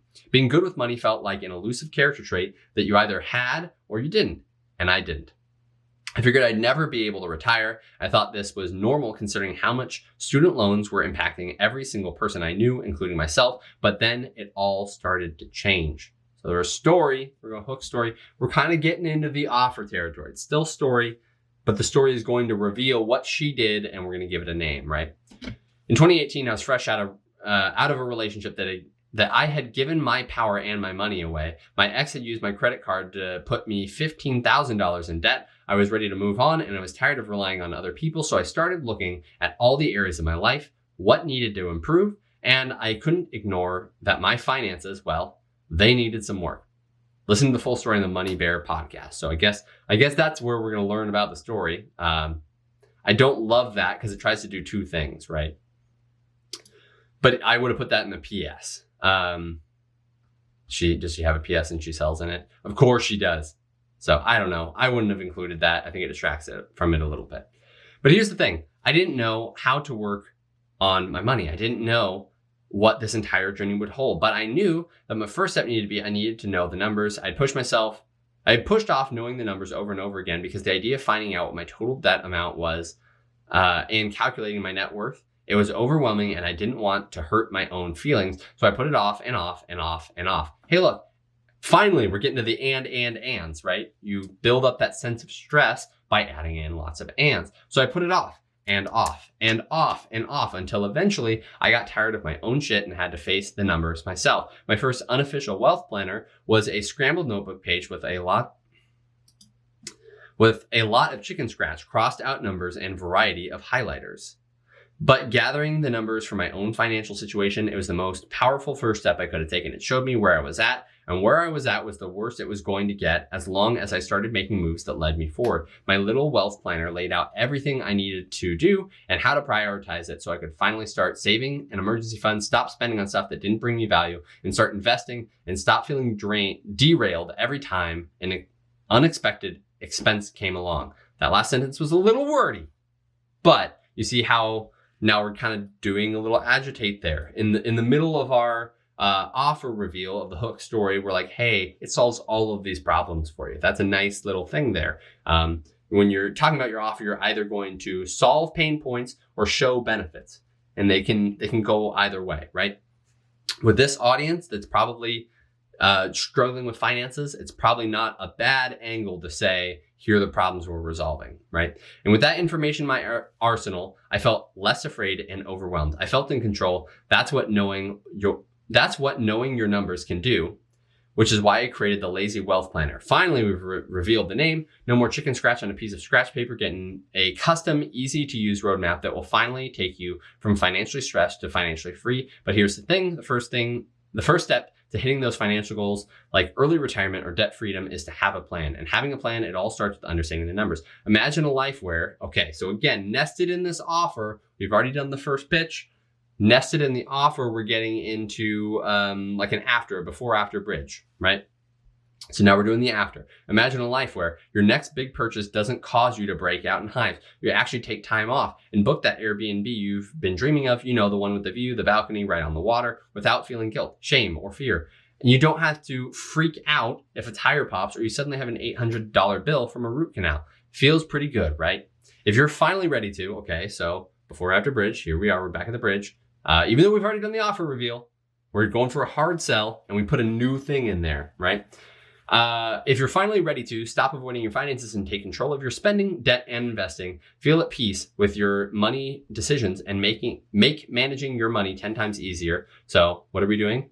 What are the things? We're going to stop avoiding finances. We're going to feel at peace. We're going to sleep better at night. Those are the benefits. We put them at the front of the bullets, right? Sleep better at night because you have clarity and a plan on how to achieve financial freedom. Then it's time to take this first step and get lazy with the Lazy Wealth Planner. The Lazy Wealth Planner will take you from, whoa, why did our text get so small? Feeling like you have no idea what your next money move should be, to knowing exactly what your next step is, feeling trapped by not understanding your numbers and feeling scared about what that might mean about your future, to knowing exactly what your numbers are, what they mean, and feeling in control, feeling like you're just not good with money, to realizing money is a tool and one you can master. Ready to check it out? It's on sale for just $37 now, but hurry, the sale ends in 19 minutes and 28 seconds, which is of course not true, because I got this email months and months and months ago when I was putting this together. So it is what it is. And then we're going to go, how much longer is it? Man, long email, man. All to sell a little journal for $37. It's long, but that's That's for an audience. This is probably one of the first couple of emails you're getting when you subscribed off of a YouTube video. You have to spend some time building up trust. I get it. So since that fateful discovery in 2018, I've now increased my net worth by over $400,000. So now we're getting into the proof and credibility, right? By over $400,000, paid down my debt to less than $10,000, have a multi-six-figure investment portfolio, and was able to quit my 9-to-5 in 2021 to pursue my passions full-time. And guess what? That could be you too, and I'll show you exactly how I did it. Stay tuned. In the next email, I'll share the first steps I took and a few resources to get you started. Thank you for being there, and I'll catch you later. Clobear. P.S. Ready to get started on your money journey right now. So now we're going for another hard sell. Really just so many hard sells throughout the story. So she went for a long story, which means she was able to make lots of different call to actions. Ready to get started on your money journey right now. I've got the very first step right here, and it's on sale for only $37 just for you. But hurry, the sale ends in 19 minutes and 30, which is it's a different number, wasn't it? Oh, it just repeats. When does it turn around? It's a GIF. I'm just going to sit here like an idiot. I don't care that much. I'm guessing it resets at 19 minutes, but anyways, all right, that's pretty good. That's a long hook story offer, but we got there. Now we're going to do one by TMS Productions hook story offer, right? Here we go.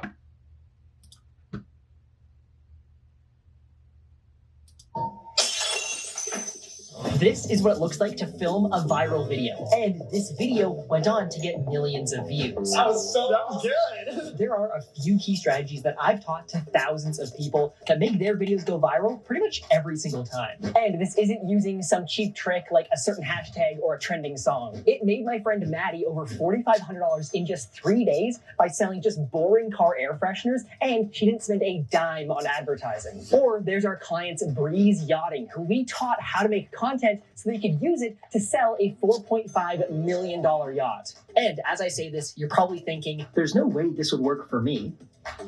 That's where you're wrong. We helped Jules get over 3 million views in just a couple of days, and she didn't even have to show her face. We have thousands of students in a ton of different niches like cooking, painting, musicians, and even basket weaving. So to answer your question, yes, this will work for you. I've been a full-time content creator for the last 8 years, and after creating content for brands like Nike, Mammut, and Land Rover, I developed a strategy that gets millions of views. And it even works on brand new accounts with 0 followers. Like this video here, which we made in about 20 minutes while waiting at the airport, and it went on to get over 2.2 million views to a brand new account with no followers. I took everything I learned and created a few simple frameworks that allow you to create content that gets millions of views as fast as possible. Like the 4 elements of a viral video idea, where I show you exactly how to generate viral video ideas that are pretty much guaranteed to go viral. Or there's the Steal Like an Artist framework that shows you in just a couple of minutes how to generate unlimited viral video ideas that get millions of views.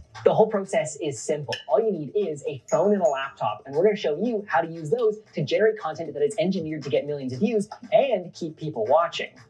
We used these strategies on our own social media account, where we gained over 175,000 followers in just 90 days. And we made over $45,000 in brand deals in that same amount of time. And did I mention that we also have a 1 million view guarantee? So if you take our course and you do not get 1 million views and $1,000 in brand deals, you can get a full refund, no questions asked. So if you want to take your content from being a total flop to being a home run, hit learn more down below, and I can't wait to see you on the other side.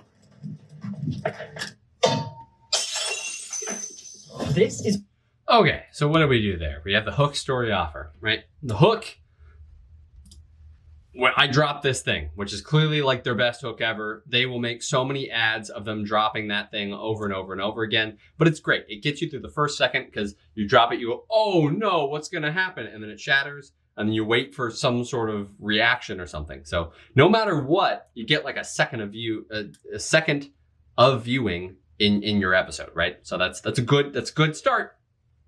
Then the story, hey, we had the system.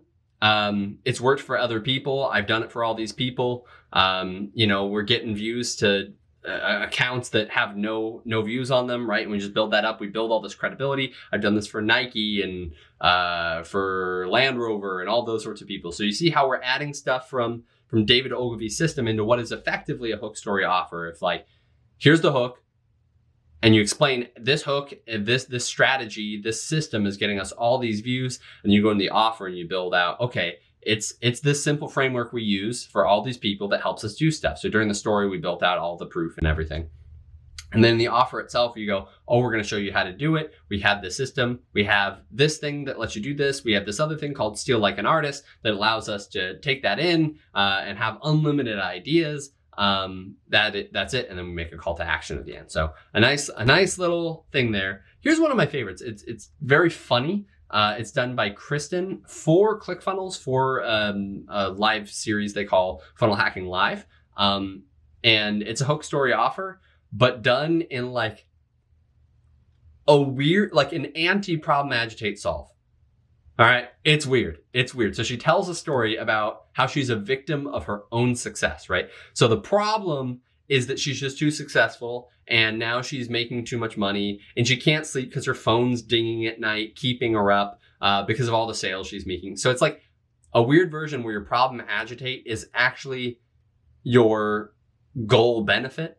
It's like ideal outcome. It's super weird. It's funny. But it's her telling a story as if this is a thing that happened to her because she went to Funnel Hacking Live. So look at this through the lens of hook story offer, but think through some of those other structures, how they're being weaved in, and how she was kind of creative by effectively using a problem agitate solve in a positive way. Here you go. If you're thinking about watching Funnel Hacking Live, don't. I mean, there I was, a single mom trying to figure out how I was going to provide for my newborn. And then Russell Brunson comes along and is like, you can start an online business and be successful. Nonsense. And yeah, at Funnel Hacking Live, I have learned how to run my business even though I virtually have no time. But now that my business practically runs itself, I have too much time to spend with my kid. Do you know how many times a person can play Super Mario Brothers without losing their mind? I do. And it's not pretty. And because of Funnel Hacking Live, don't even get me started on my phone. It's like a 24/7 torture device, constantly buzzing with notifications of purchases from my funnel. Can't even sleep anymore.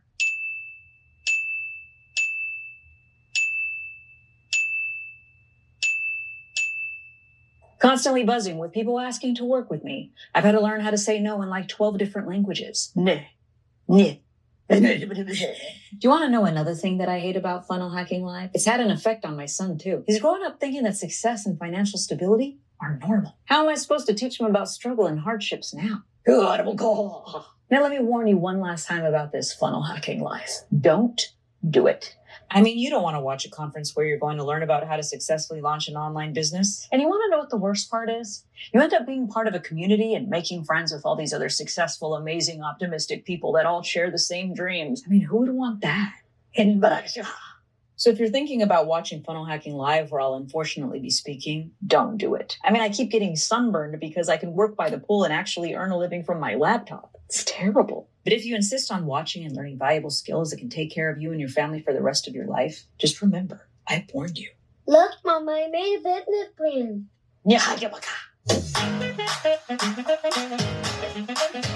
See? Good, clever, creative. I like it. Well done. All right. Now our final one. Oh, it's taking us so long. Here we go. I finally get to delete some tabs. Go away, my torturers. All right.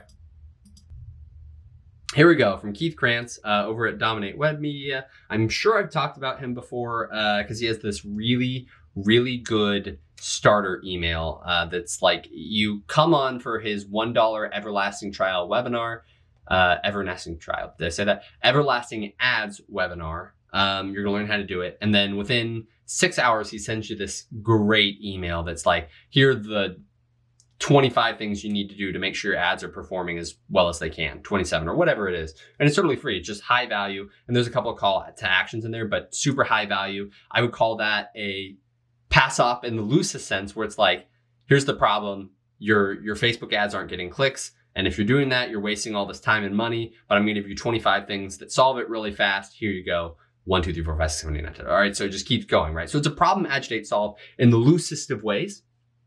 But that's not what we're doing here.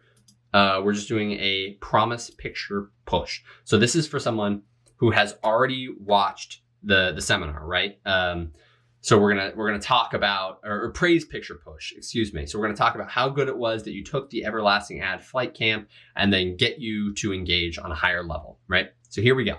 5K in sales without a sales call, plus 7 steps to dominate in 2024. Hi, David. Thank you again for joining my team and me at the Everlasting Ad Flight Camp, not Fight Camp. That's hard sometimes. This last week, it's been awesome to get creative and start putting together some awesome Everlasting ads this week. One of the reasons why I put on Flight Camp is because the process of scaling with paid ads is a lot different than it used to be. Many people will tell you that it's simply not possible anymore, far too hard, or that you have to rely on lots of high pressure sales tactics to make it work. While many do that, it's not true. And if you follow the right path, you don't have to. Yes, things have changed and many people are relying on sales tactics to keep up, but we have had dozens of businesses that work with their best year ever in 2024. But we've had dozens of businesses that we work with have their best year ever in 2024, and we're now set to dominate their markets. And it's all thanks to the Everlasting Ad. If you want help and want to work together on this and get the most results out of what we started this week, go here to schedule a time to speak with us. All right. So now you see how we did that. It was the praise picture push. So we're like, oh, you can do this without all these hard sales tactics. Thanks for joining me. You'll be good to go. You'll have the right path. Yes, things have changed. You can dominate the markets. It's all thanks to the Everlasting Ad. If you want to make sure you get the most out of this, come schedule time to speak to us. That's our praise picture push.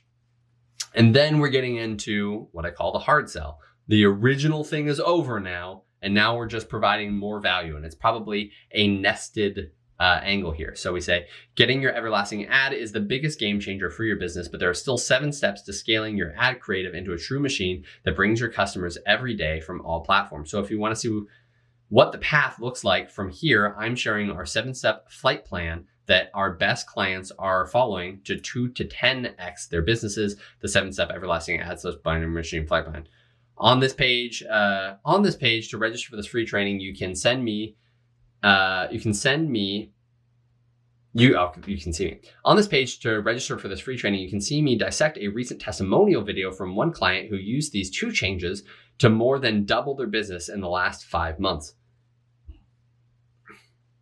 His name is Joachim, and he's the co-founder of Level 5 Mentoring and Partners with Brian Ridgway, who is now a secret mentor of mine that I interviewed for my audience a few weeks ago.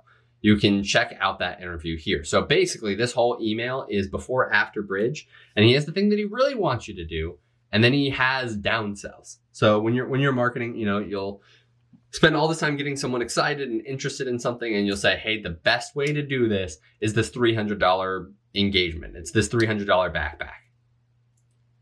What if they're super interested and they don't have the money for the $300 backpack or the $300 course? Then you downsell them and you go, okay. Well, you should get the $300 backpack, but if you can't afford the $300 backpack, here are the best budget backpacks. And they go, honestly, I already have a backpack that's a budget backpack, and I'd still like it to be lighter, but I can't afford the $300. And go, okay, so here's my thing on this other thing. And so that's what he's doing here. He's going, all right, I really want you to schedule the time, but if you won't, here's this other flight plan. Here's the interview, just engage with the brands. This isn't even like another course, which is less money. You can just check out a free interview, man. Brian and I met through Joachim because despite having this amazing method for helping people have significant financial breakthroughs, health breakthroughs, and relationship breakthroughs, which helped me have my best month in business in 5 years and dissolved a major gut issue that has been frustrating me for 15 years without medicine, supplements, or psychedelics, they were stuck. Even with an amazing method that changes lives and a book that shares exactly how it works, 6 months ago, they were unable to scale their book funnel beyond $1,000 a day and 30 to 50 buyers per day. For many, that alone would have been incredible and life-changing, but I knew they had the potential to do better and they knew it too. So they flew out to see me in Seattle, and after working together for 3 days, in their words, that is when everything changed, the magic happened. Check out the full story of what happened in Joachim's 2-minute testimonial here. Now they're profitably spending over $4,000 in ads per day, selling $3,000 to $5,000 per month, and over 130 to 150 books per day. If that wasn't already amazing enough, we also managed to record a pillar presentation together, and within a week of getting back home, they were able to use that to bring in a new $36,000 client. Big breath. And remember the interview we did together. Brian shared that with his audience of book readers afterwards and sold out his upcoming live event in Hawaii, where each ticket costs $5,000 without a single sales call. How? I'm sharing the full 7-step process we followed in my masterclass, the 7-step everlasting ad and branding machine flight plan. Join us for the masterclass here and let's do it. Okay. So we had like 3 or 4 call to actions there. The first one was the praise picture push. And then we pushed a different thing and a different thing and a different thing. And then we pushed the second or third thing again. It just kept going. But he does this. He's like, all right, I'm tired of having people fall through the cracks. I really just want you to stick around and engage with the brand more. You know, if it's not a call time now, it'll be a call time eventually. So that's his tactic. I see him do it all the time. He has a team and it's clearly working for him. But now, it is time to do this on your own. So we're going to write together. We're going to do this. And again, we're not going to do all the nested stuff that we went through here today where you're like, oh, you know, it's a PASOP, but it's also kind of a before after bridge and it's this and it's that. We're going to keep them pure. We're going to practice just the one structure without nesting it this time. And we're going to do it easily. But before you write, I want you to remember, keep all this in mind, what we've worked on so far. When that you want to do benefits, you want to, instead of features versus benefits, you want to focus more on the benefits. You need to tell a story. You need to keep it simple. Use short words, small words, big ideas in small packages, right? You'll want to use lots of examples. You got to use you'll need to use metaphors and enthymemes, which means painting a mental picture rather than using big words and lots of words, right? Use your mental pictures. Ethos, you need to make people like you, whether that's building up trust or credibility or proof. You tell a story where you're a likable character. You share things with them, you deliver value. All of those are ways that you can develop ethos. You need to do one of them or all of them. You need to be yourself. If you're not sure what yourself is like in a professional copywriting setting, if you haven't gone through the 6 copywriting characters, if you didn't practice writing in 2 or 3 of them, I don't know what you're doing.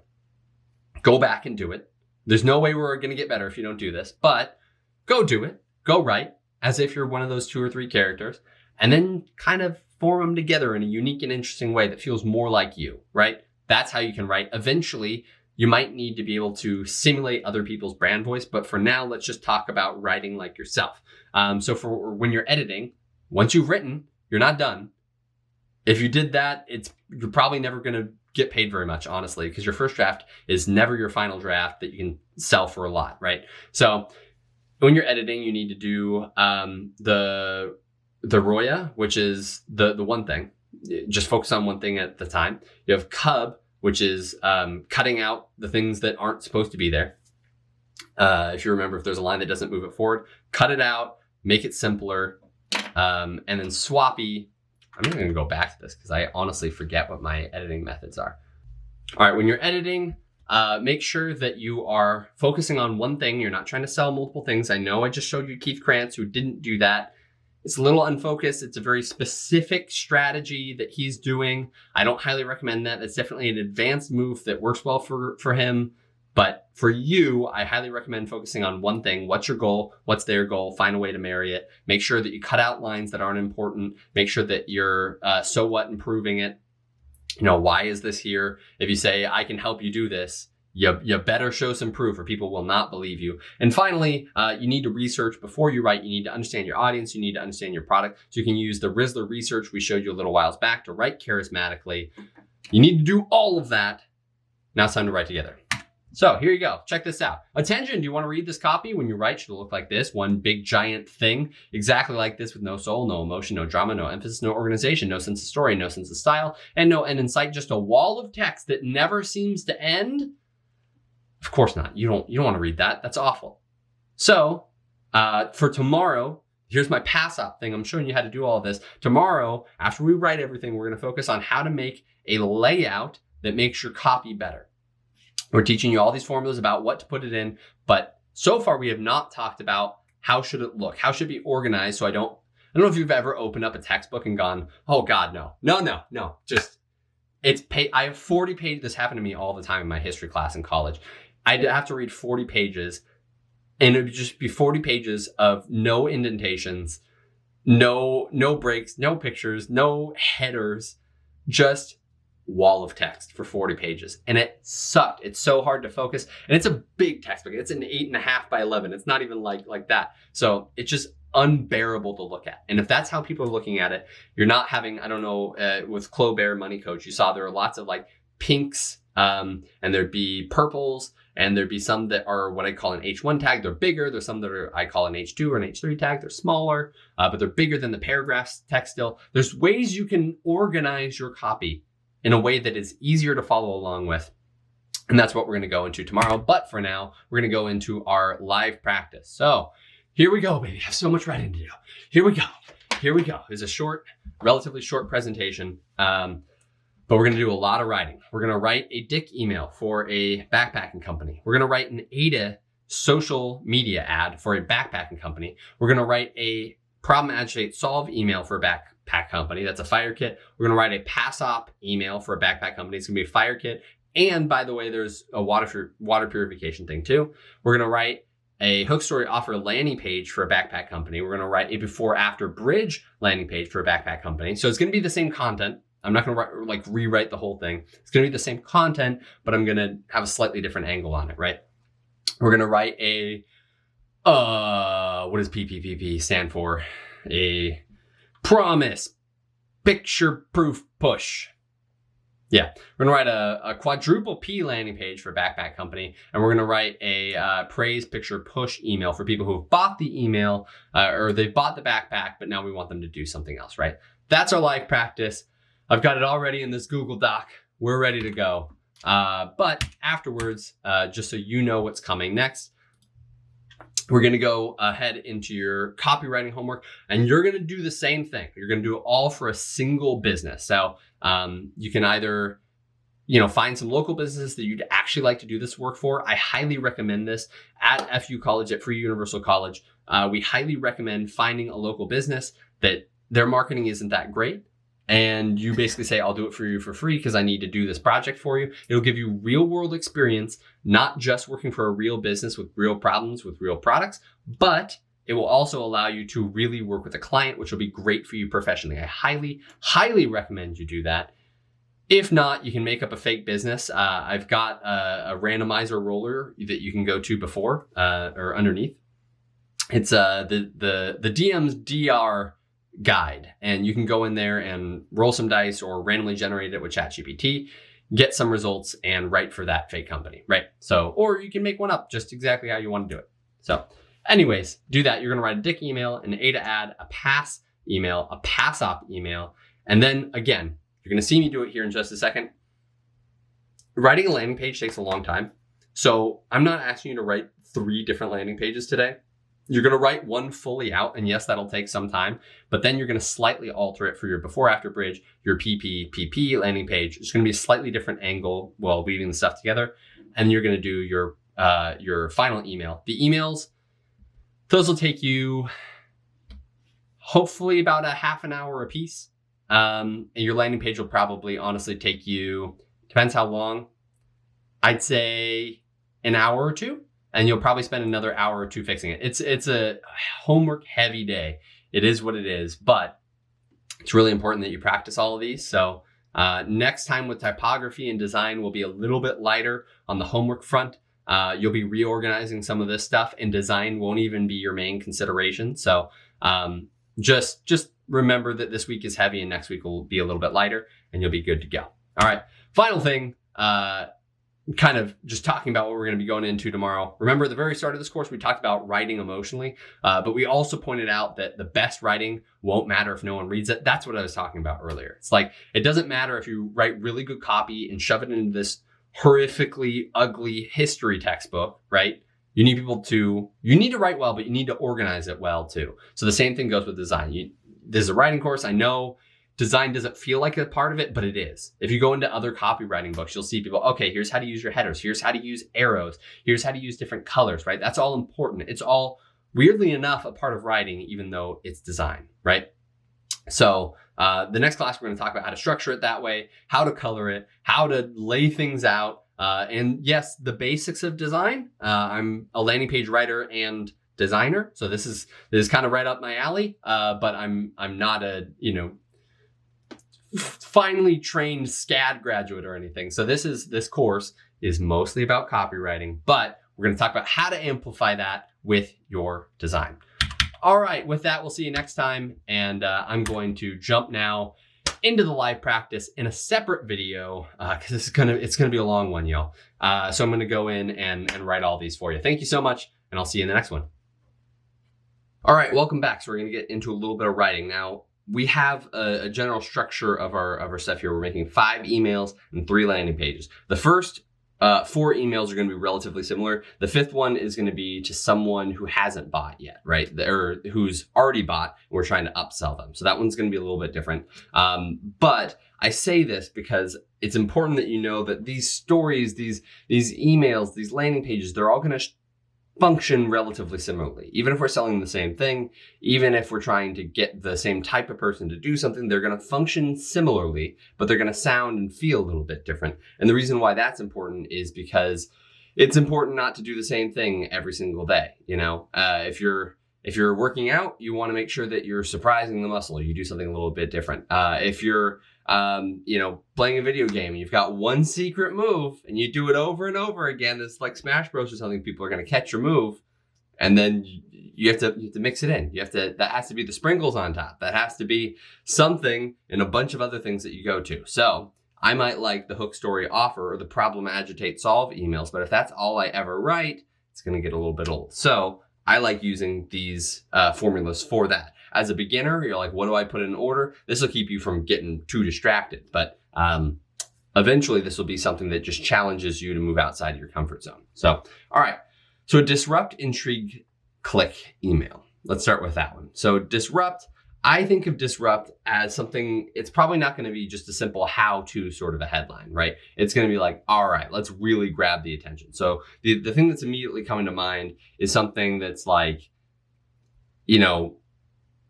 stop being an asshole, right? But that's probably too intense for most brands. That's going to be very, very pungent. That's not what I want for my tactful and tactical brand. It's not. So even though that would be a good disrupt, it's not on brand. So I'm going to take a step back from that. I'm coming back to my headline templates, and I see why outrageous or controversial claim. So that's good. So I'm thinking, okay, so something that I particularly don't like I like the functionality of it, is Molly webbing. So I might say why Molly is dead. And if you don't know, you've seen it. It's like the very tactical looking backpacks, right? They've got these sort of like straps on the back, and it allows you to run stuff through them. If you have a first aid kit, you can like strap it onto the back, and there it is. It like weaves through, and you clip it on and it just stays there. So you can kind of customize your backpack, but it makes it look extremely tactical. You stand out a whole bunch, and that's not great. So maybe instead of why Molly is dead, I say why Molly could get you killed, right? So that's my disrupt. Whereas something like in an attention in an AIDA ad, it may be a little bit less intense. It might be, it can still be that intense. It can still be like why this will get you killed, right? But for practice, for changing tone, let's look at some of the more how-tos, right? So let's say,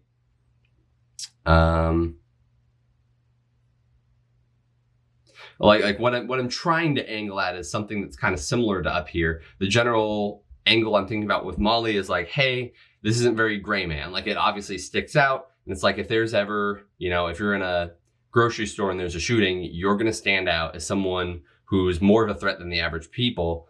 You could be up first, and if your goal is to help people, you don't want to be a target. So this is the gray man thing. So that's the angle I'm going for here. So for the attention AIDA, I'm thinking something like how to be prepared without looking like it, or how to be prepared kind of casually. You don't want to just spend all this time looking super tactical and worrying about all your stuff all the time. You just want to kind of grab a backpack and go about your life, but be ready for a bad event when it comes your way. So that's what I'm looking for. So this is, again, I'm talking about if you're in a new copywriter, you don't want to say that in kind of a rambly fashion, right? You don't know if that's going to work. So having these templates to go to is like, all right, you shouldn't be using them to come up with ideas necessarily, but to kind of force your ideas into a proven framework, right? You need to understand the features and benefits. So let's go in here. So I could say how to achieve a desired outcome, comma, without a problem, right? That's number hacks. It's like how to do this without this. That's a pretty popular structure. I don't even know if I have it on here. It doesn't look like that's one of the ones I have on here. But it's a good one, so I'm going to go with that. How to achieve X, excuse me. How to achieve X without pain point. So I'm going to say how to stay prepared without, I'm like looking like you're prepared, standing out, worrying all the time. So I want to connect this to the actual value of the bag, right? So it's the first two. As much as the second one might be a benefit, that kind of a more chill backpack makes you feel more chill. What we're going for is something like without looking like you're prepared, without standing out, without making yourself a target. I think that's what we want to do. Without making yourself a target. Okay, so slightly different thing there. So let's talk about the next one. So the first two, I'm promoting the tack pack, which we've already talked about on the channel before. But now I'm moving into promoting something else. This is going to be something for someone who's already bought, or maybe they're not ready to buy a whole backpack and you're just trying to get some kind of engaged people to buy. Either way. So let me work on that, right? So let's say I have a really nice lighter. I want like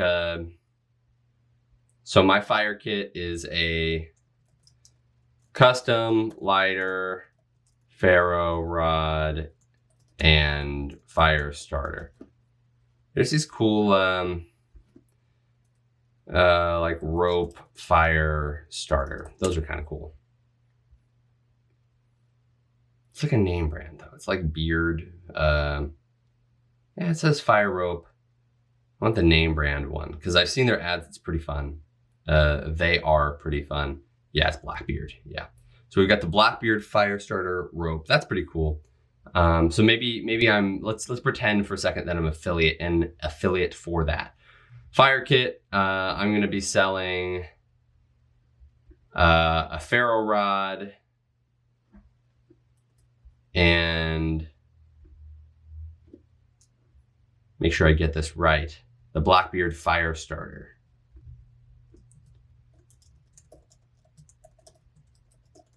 Okay. Now the next one for the problem, agitate, solve, outcome, problem.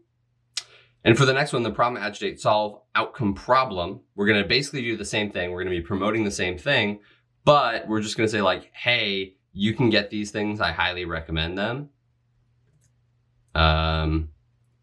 But I need you to move to the water purification. That's what I'm actually here to sell you. So let's say I'm selling you a life straw afterwards. Okay. All right. So we've got our general structure there for our email. So let's get writing, right? Why Molly could get you killed. That's my disrupt. Now we have to go to Intrigue. So let's say this is, because this is an email subject. Why Molly could get you killed. Now we're going to go to body. Let's go ahead and tab this out of here. Why Molly could get you killed. First line, subject line, agreement. So I shouldn't just write why Molly could get you killed again, but so I shouldn't just write why Molly could get you killed again, but it should feel related to that. My instinct here again is to write hook story offer because I already have that whole email I wrote about this. It's promoting the backpacking company, but I'm trying to not do the hook story offer. I'm trying to write an intrigue thing. So why Molly could get you killed. If you're, I should have a better open that. Like what I want to do is say like, if you're always prepared, but you're standing out, you're making yourself a target. Okay, that's the general angle I'm going for. That's way too long of a first line. And it's kind of rambly, it's not very focused. So I need to figure out how I want to get to that. So I always like to do like a short opener, right? Something like heads up, or ooh, ow, scared. Those are the onomatopoeias we talked about. So I want to figure out a way I want to open into this. If you're always prepared, but you're standing out, right? So I'm kind of going after how to stay prepared without making yourself a target. That's kind of the angle I'm trying to go into. That's pretty good here. I'll do that. Don't die first. You want to be prepared so you can protect those around you.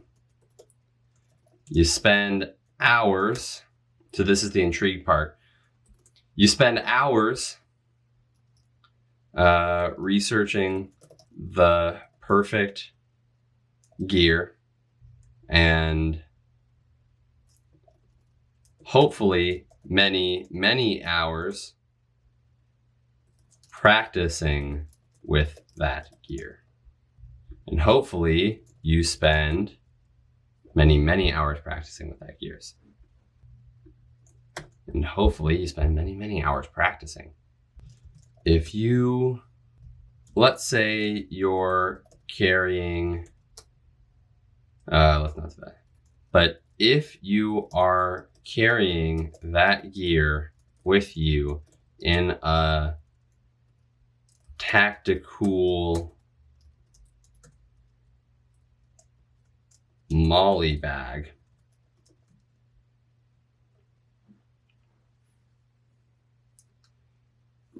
you're setting yourself up for failure. Imagine you're in a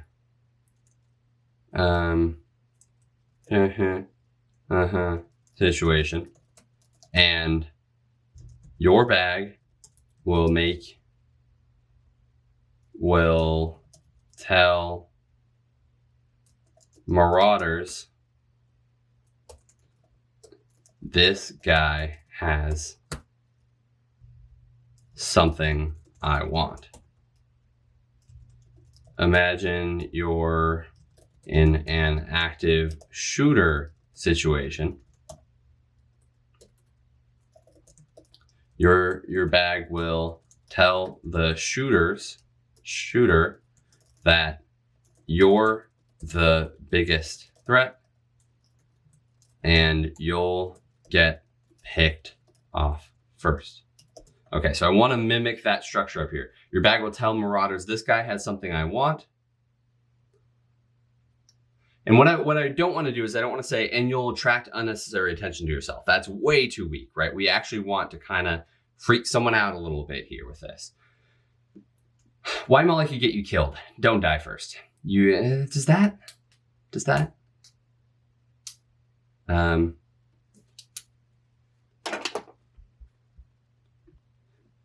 Your bag could get you killed. You want to be prepared so you can protect those around you. You spend hours researching the perfect gear, and hopefully you spend many hours practicing with that gear. But if you're carrying that gear, all right, I said that too many times. But if you're perfect gear, practicing with that gear, I don't know that I have a choice right now.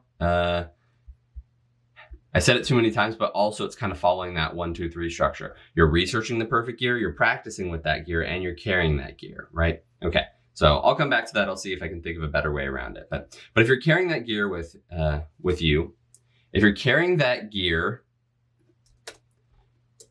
in a tactical molly bag, you're setting yourself up for failure. Imagine you're in a SHTF situation. Your bag will tell marauders, this guy has something I want.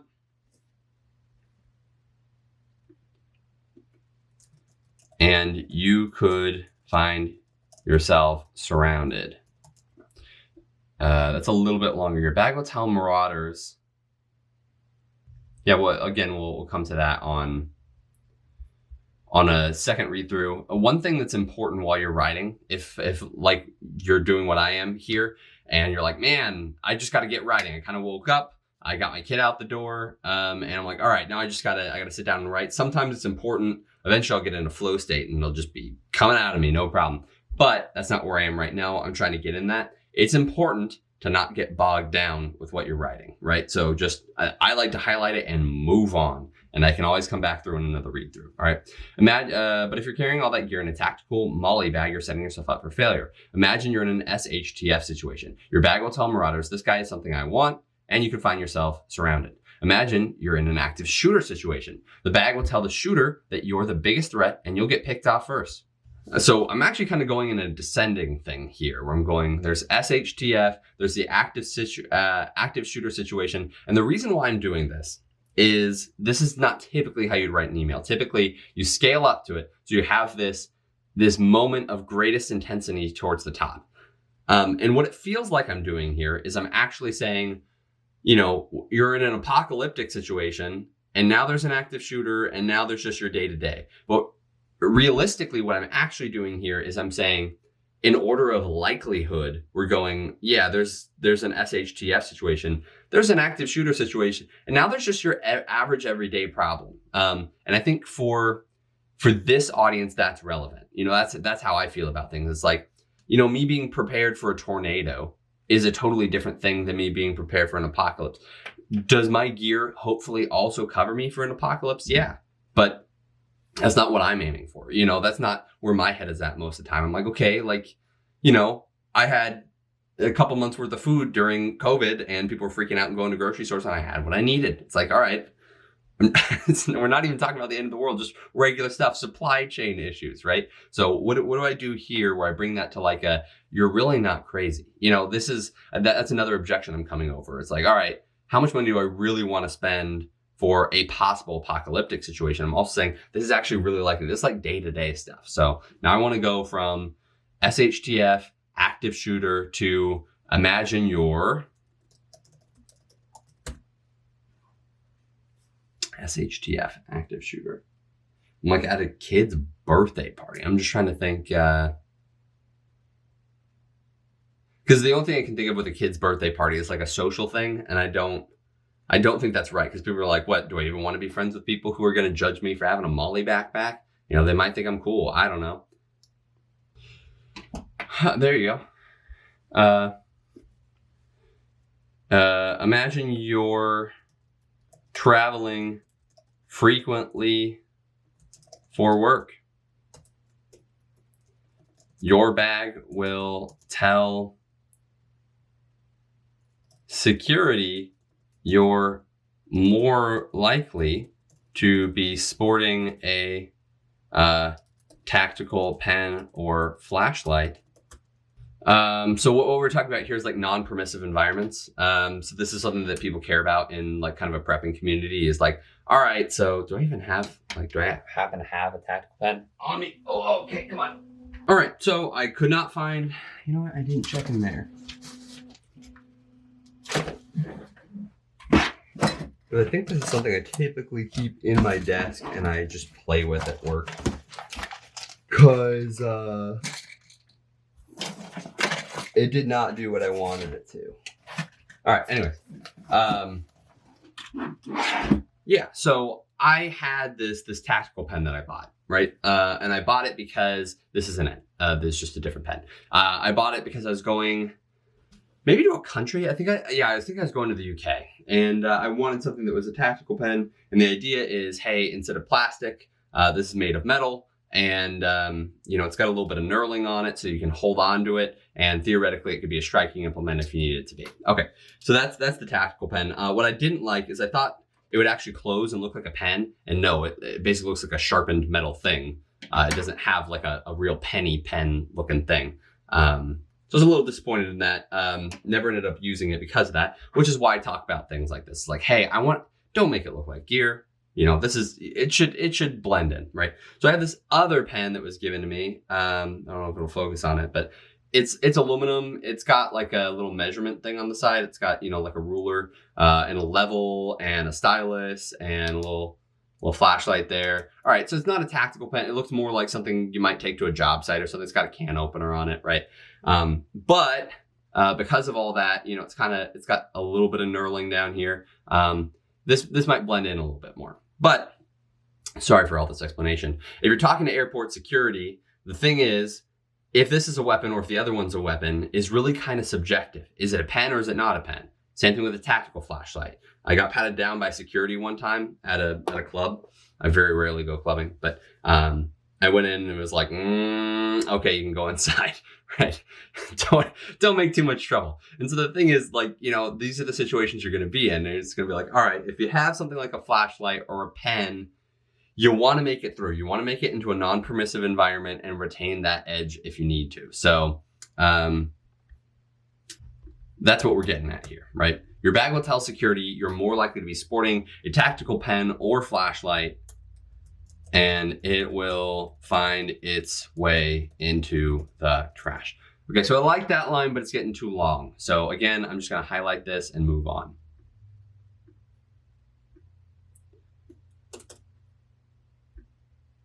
You're traveling to a non-permissive environment. I'm going to change that just because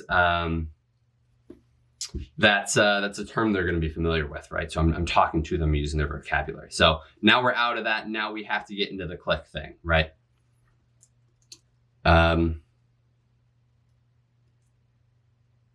If your bag, what is happening? If your bag gives you away, you're not really prepared. Which is why we made the tact pack the first backpack that is both tactical and tactful. I want to go to check it out. So I'm like, check out the video. Here's what I want to do. But sometimes you have to fight your instincts as a copywriter, right? So it's not a bad email, but the problem is, check out this video. It's leaning so much on the previous sentence, which is like, here's the actual value proposition.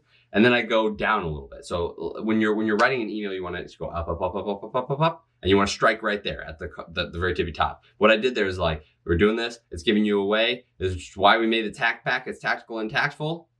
Check out the video. And it's like, okay, it's fine. People do it all the time. It kind of depends on how good your hook was, or your final tippy top bit here, how far down the mountain you slide before you call them out, right? But I'd rather do something like, stay hidden, stay prepared, check out the bag in, stay hidden, stay prepared with tact pack.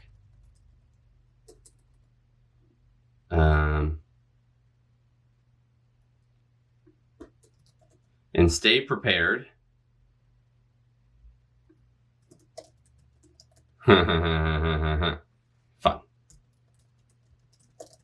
Both tactical and tactful. Okay, I'm having a hard time getting this out. So now we're just going to take that out. So now we're just going to make a call to action with a button, and it's going to be stay hidden and stay prepared with tact pack, the first backpack that is both tactical and tactful. And the button's going to say,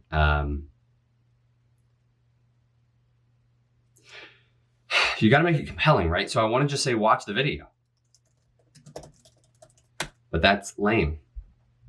Your bag could get you killed. You want to be prepared so you can protect those around you. You spend hours researching the perfect gear, and hopefully you spend many, many hours practicing with that gear. But if you're carrying that gear in a tactical MOLLE bag, you're setting yourself up for failure. Imagine you're in an SHTF situation. Your bag will tell marauders, this guy has something I want, and you could find yourself surrounded. Imagine you're in an active shooter situation. Your bag will tell the shooter that you're the biggest threat and you'll get picked off first. Imagine you're traveling to a non-permissive environment. Your bag will tell security you're more likely to be sporting a tactical pen or flashlight, and it'll find its way into the trash. Your bag, so let's, while I'm doing this, your bag tells security your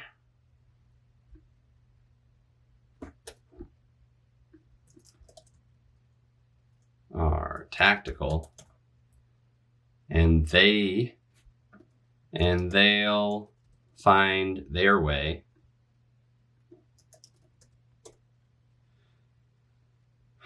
tells, yeah, so pen or flashlight. So let's go back to AIDS, and it will find its way into the trash. All right, a little bit shorter, a little bit better. Now I'm just going to focus on pen or flashlight. So tell security that innocent flashlight is actually tactical. Take out innocent. That flashlight is actually tactical, and it will find its way into the trash. And I always do this. It's is the bane of my existence in English. Possessive versus not possessive. Okay. Versus contraction. Tell security that your flashlight is actually tactical and will find its way in the trash. Okay.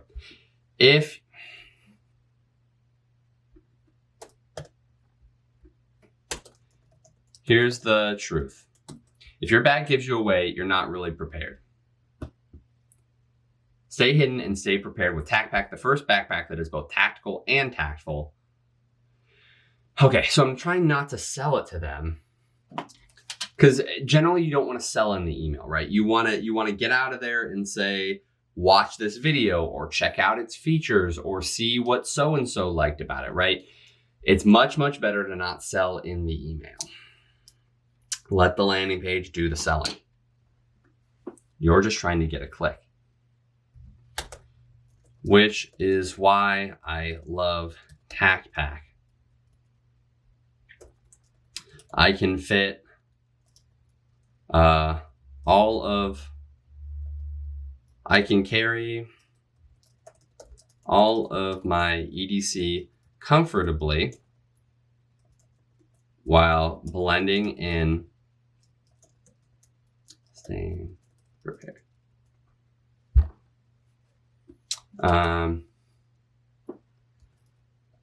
See if it will work for your loadout. But I wanted to make sure it worked for everyone. But to make sure it worked for anyone, I asked a special ops guy, a tech worker, and a construction worker to put their loadout in there. Here's what happened. Okay, so that's all right, come on. Which is why I love TacPack. I can carry around all my EDC comfortably while blending in and staying prepared. I want to make sure it worked for anyone. I'm a special op guy. So I don't mind the watch the video as much if I have some sort of a hook that's like, all right, here's what I did, here's what happened. It's kind of getting into that Mr. Beast angle a little bit, right? That's just generally what I call it when you're like, I stayed locked in a box for 24 hours. Here's what happened, right? You're like, it tells the whole story, but the here's what happened is the hook. You're like, I have to know. Did you lose your mind? Did you go crazy? You know. Right. All right. So first thing I can do, but if your if you're carrying that gear, I'm going to take tactical out. But if you're carrying that gear in a MOLLE bag, you're setting yourself up for failure. Imagine you're in an SHTF. Yeah, that's much better. Imagine you're in an SHTF situation. One thing that you should notice, what I've done here, is I start out short, and I kind of keep it short towards the beginning. That's one of my strategies, because you want people to get the sense that they're not committing a ton of time to this email. So having a short sentence at the beginning, and particularly the first couple sentences, keeps people engaged. Wow, how have I really spent like 30 minutes writing this? This is crazy. You're back, you get you killed, you want to be prepared so you can protect those around you. You spend hours researching the perfect gear, and hopefully you spend many, many hours practicing with that gear. But if you're carrying that gear in a MOLLE bag, if you're carrying, let's just say your gear. If you're carrying your gear in a MOLLE bag, you're setting yourself up for failure. Imagine you're in an SHTF situation. Your bag will tell marauders, this guy has something I want, and you can find yourself surrounded. Imagine you're in an active shooter situation. Your bag will tell the shooter that you're the biggest threat, and you'll get picked off first. Imagine you're traveling in a non-permissive environment. Your bag tells security that your flashlight is actually tactical and will find its way into the trash. Here's the truth. If your bag gives you away, you're not really prepared, which is why I love TacPack. I can carry all my EDC comfortably while blending in and staying prepared. So what's the thing we're doing in the video that's getting their attention? But will it work for you? I asked a special ops guy, a hunter, a tech worker, and a construction worker to try it out. Here's what happened. Watch the video. I like that. There we go. So here's what I was getting at before, is this is going to be very, very similar to the second email, right? So we're coming in. Yeah, that's good. See, it already works. It's just a different headline. So this is, I talked about this a little bit earlier, is most of these emails are three things. They're DIC, right? AIDA is the one that's 4, but they're basically the same thing. And the reason why I say that is because AIDA just specifically reminds you to take an extra step, right? So let me say disrupt. So there's my disrupt. Then I say intrigue. So we're going to break this out. You want to be prepared. And then we're kind of going into this mixed area here where we're like, all right, here's the value. So we're kind of leading up to the click with the intrigue. Imagine you're here, you're going to get all the stuff taken away from you, which is why I love TacPack. Now we're getting into a desire area for the next one. We're really transitioning from the intrigue to the click, which is why I love my TacPack. I can carry all my stuff, but will it work for you? Watch the video, right? So that's the disrupt, intrigue, click, but it works the same way in AIDA. Write an AIDA social media ad for the backpack. So we're just going to grab attention with that less intense one. Then we have the interest section, which is like, hey, here's all the problems with it. You're setting yourself up for failure. Now we're going for desire. Imagine you're in an SHTF situation. Imagine this, imagine that, which is why I love my TacPack. I can carry all my EDC with me, but will it, so that's desire. And then we say action. I did this. I asked all these people if it'll work for them. Watch the video. Okay, so it worked pretty well there. Break. Get out of here. So it works there. Let me actually distinguish the DIC email here a little bit. Let me try and not have 2 arcs of the intrigue. So I don't need that. Yeah, there we go. I can just delete that whole section there, right?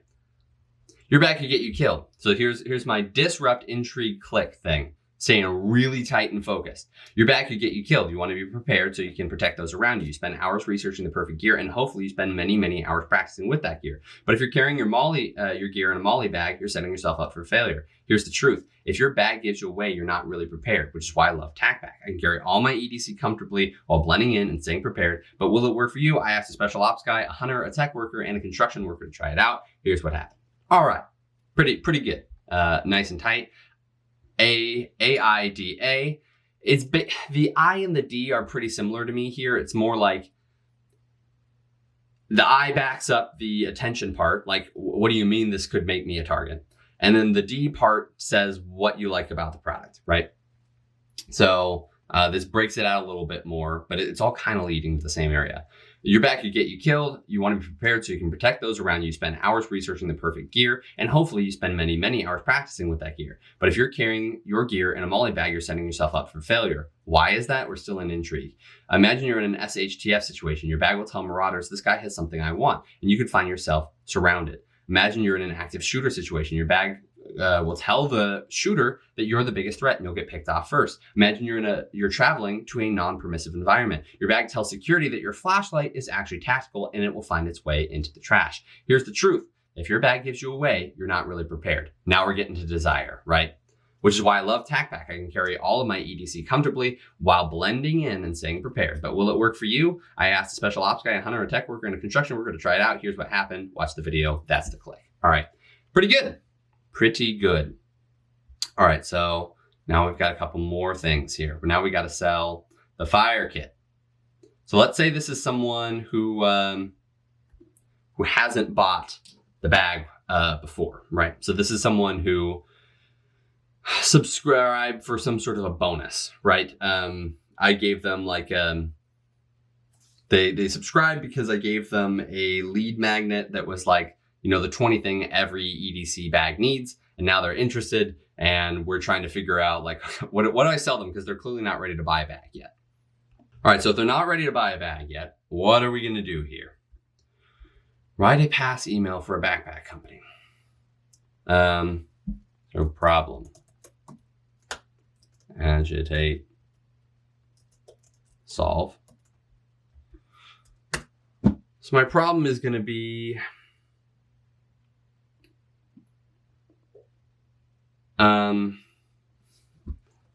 all of my lighter fluid leaked out, which is a problem with lighters. Where's my preferred lighter here? What are the, oh yeah, the Bix. This is not even my preferred lighter. Do I have my preferred lighter? Yes, I do. Okay. They're pretty similar. Right, so this is from MK Outdoors. It's a nice little like jet flame lighter, which I like a lot. Way better for wind. And I got this Bic. Ugh. So sometimes if you press it down, if you press the button down slightly, it'll just leak out all of its stuff. So you often have to find something that you can jam in here as sort of a break that you can pull off so it doesn't get pressed down at all, which is an annoying problem to have with your lighter. And so I say that because MK doesn't have that problem. I mean, it does. You can go down to about there, and that's leaking gas. But anyways, you might need to put a brake on these things. I highly, highly, highly recommend carrying a lighter if you're into this kind of stuff, because it's way easier than the other stuff. But 2 is 1 and 1 is none. I might even use that in my thing. You can't depend on the lighter. You have to have something it may be a little bit harder, but you need something that will work for you. So all of my lighter fluid leaked out.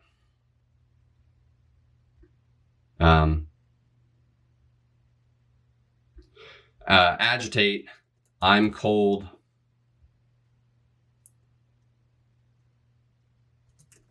My food is cold. I got to camp and my lighter is out of fuel. All my lighter fluid leaked out. I'm cold. My food is cold. I got to camp. My lighter is out of fuel. It must have gotten pressed down during my hike. And now I can't start a fire.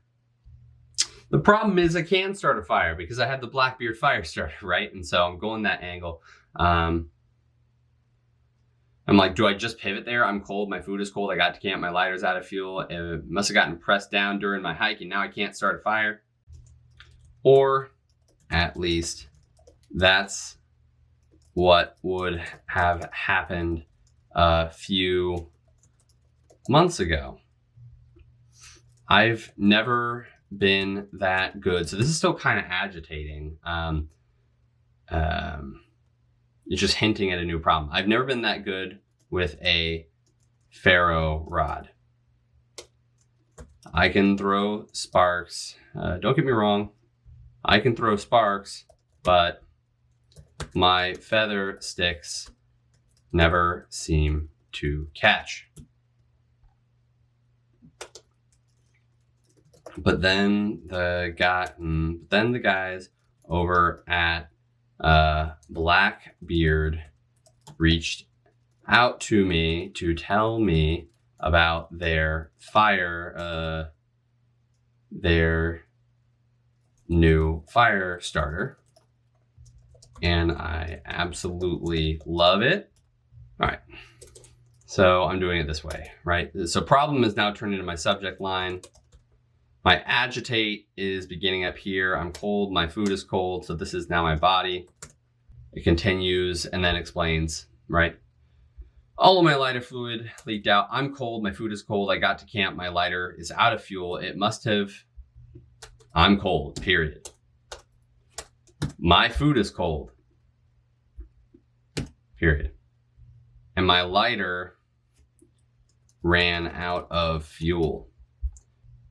And now I'm SOL.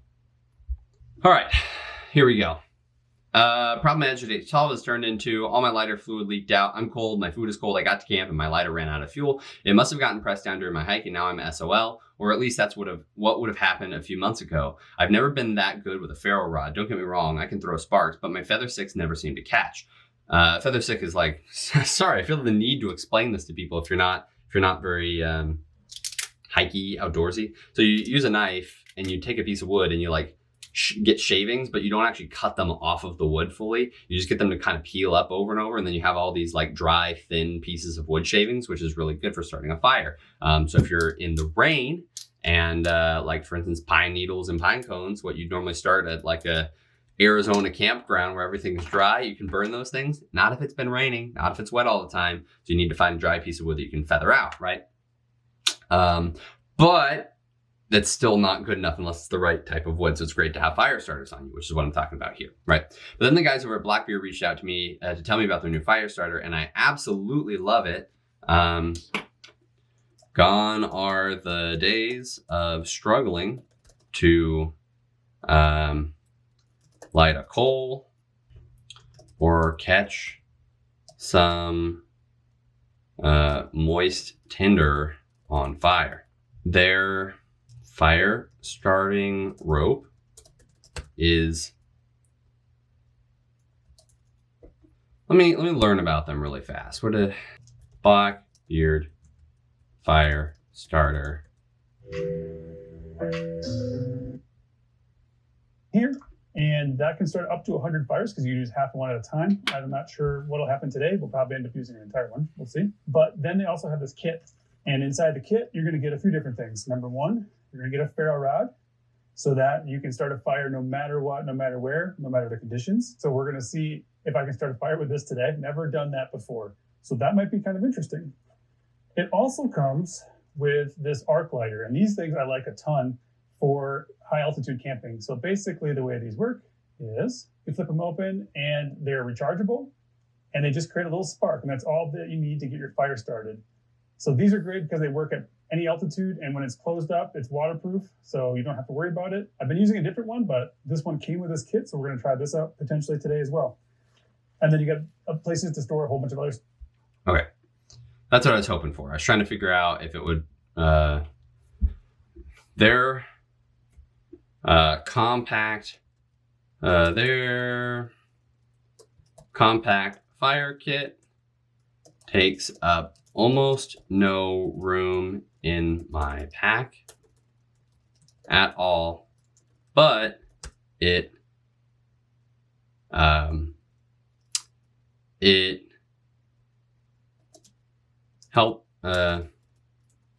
it can light over 100 fires even when it is cold, even when it is wet,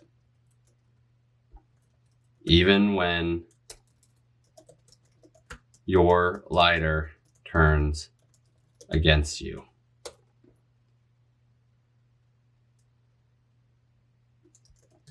Check it out. Watch my full honest review here. Now I'm gonna hyperlink that. Blue. There we go. No, that's the wrong one, David. There we go. All right. So that's my problem, agitate, solve, right? So problem, all my lighter fluid leaked out and I'm cold. Agitate, I'm cold. My food is cold. I got to camp. I ran out of fuel. It must have gotten pressed down during my hike and now I'm SOL. So we've agitated. So now we're getting into the solve a little bit, but we pull it back, which is something you can do. I've talked about that before, I think, where you like, oh, actually we're solving. No, wait, actually there's a new problem. So I go, or at least that's what would have happened a few months ago. That's kind of hinting at a solve. And then I go, I've never been good with ferro rod. So I'm actually onto a new problem here, weirdly enough. I've never been that good at a ferro rod, or it's kind of an agitate. It's hard though. It's like, all right, it's even more annoying because this thing that could have backed you up, it's still hard to use. I've never been that good with ferro rod. Don't get me wrong, I can throw sparks. I'm talking about myself too much there. That's actually a problem.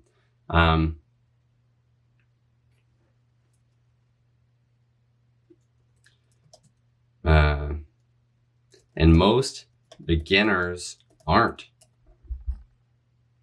So I need to put this on them. I shouldn't talk about my problems. I should talk about their problems. Or at least that's what happened a few months ago. I've never been that good with a ferro rod.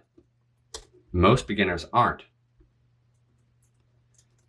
It's easy for you to throw sparks, but it's another thing entirely to actually catch your tinder.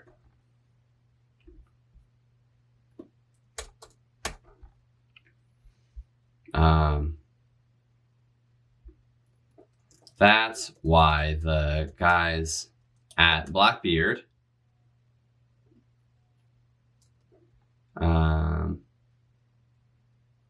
made their new fire starter.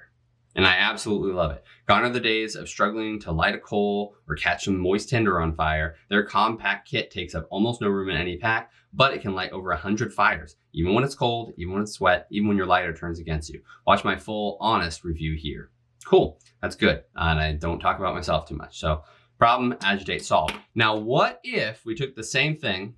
Like what if, these people are new, right? That's what I said before. They're new. They just got this, like, download all this stuff. Download the 20 things every backpacker or every EDC bag needs, right?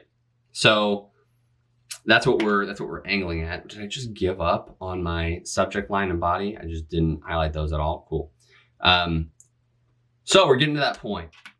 And we say, all right, what I don't want to do is just sell them something. I want them to feel like they're getting information so they continue to engage with my emails. And if that's you need the PASOP email. So we say, all of my lighter fluid leaked out. I'm cold. My food is cold. I got to camp, but my lighter basically I wrote this as a PASOP, basically. My food is cold. I got to camp, and my lighter ran out of fuel. It must have gotten pressed down during my hike, and now I'm SOL. Or at least that's what would have happened a few months ago. Right? But now I always carry a ferro rod and fire starter on me. Right? So now I'm not going to be promoting the fire starter because I want to move them to water purification. I got to camp and my lighter ran out of fuel. It must have gotten pressed down during my hike, and now I'm SOL, or at least that's what would have happened a few months ago. But now I always carry a ferro rod and fire starter on me.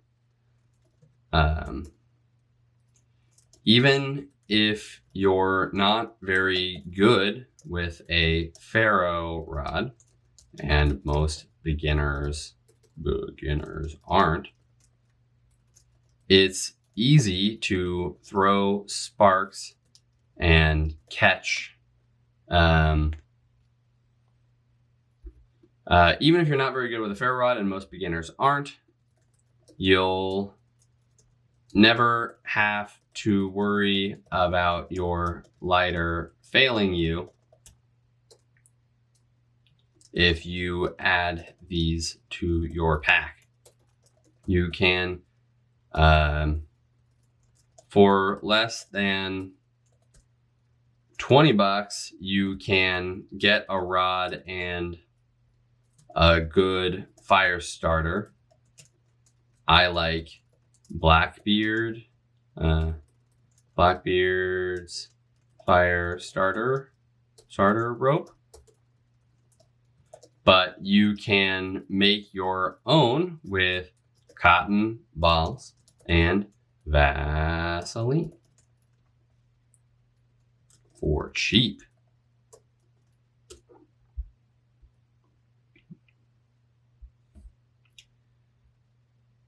Okay, that's the next line. For less than $20, you can get a decent ferro rod and a good fire starter.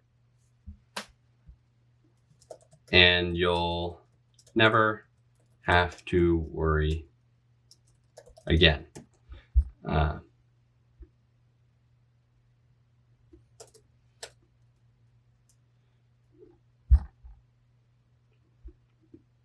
You can avoid this situation by situation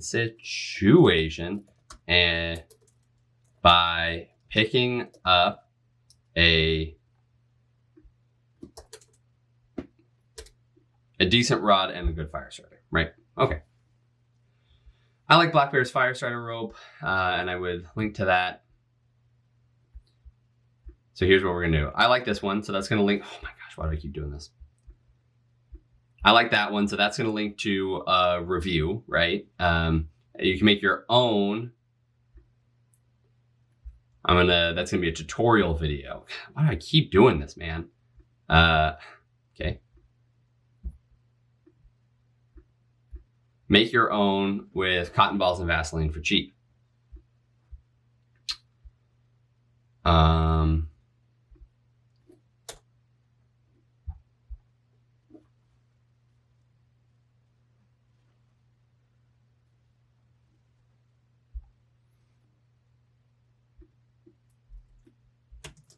You can even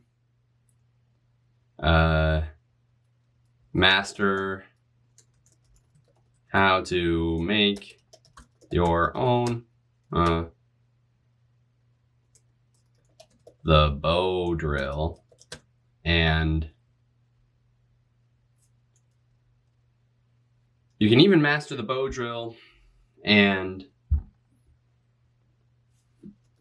able to start a fire anywhere, anytime. I don't like that. It's getting too much right there. Okay. So what I'm trying to go for here is like, but there's some things you can't make, you know, and one of those things is clean water. You need what you need, right? I like Blackbeard's fire starter rope, but you can make your own with cotton balls and Vaseline.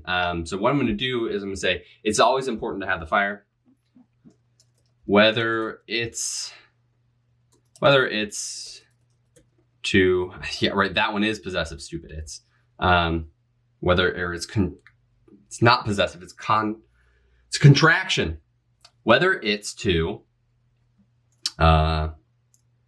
stay warm, cook your food, or even purify your water, it's important to always have multiple ways to start a fire.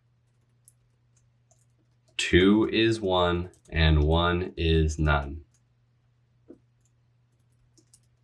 Stay safe out there, David. P.S.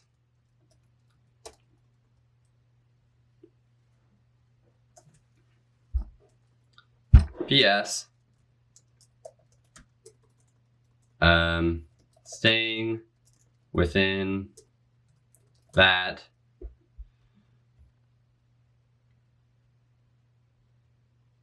all right, so one more thing I need to do before I do that, right, is I went straight to like resolving it. So we went problem, agitate, solve, and I just went solve, but I kind of got at the outcome here, whether it's to stay warm, cook your food.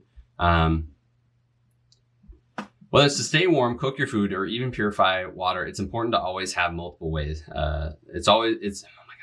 Whether it's to stay warm, cook your food, or even purify your water, it's important to always have multiple ways to start a fire. Great. So now we're going for the outcome, right? Yeah, I think we're good. I think that's a very thin section, but I'm going to amp it up a little bit. Whether it's to stay warm, enjoy delicious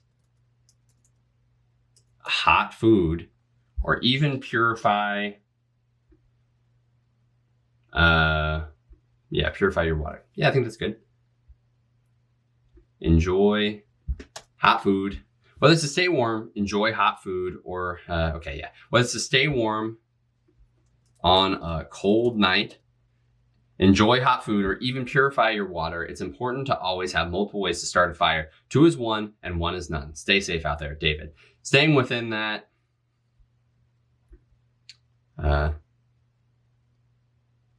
that's 2 words. Staying within that, 2 is 1, none is 1.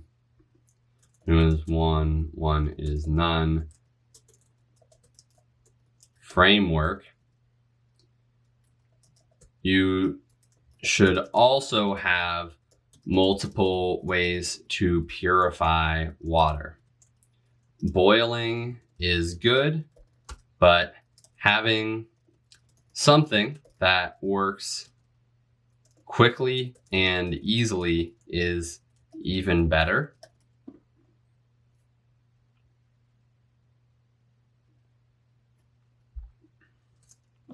If you haven't check out my review of the best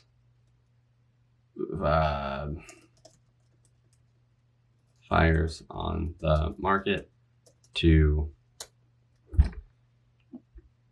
check out my review of all of the top water purifiers on the market. Speaking of gear redundancies, you should always have multiple ways to purify water. Boiling is good, but having something that works quickly and easily is even better. Check out my review of the top water purifiers on the market to see which is right for you. So we're just gonna go there, right? So this is a low intensity pitch.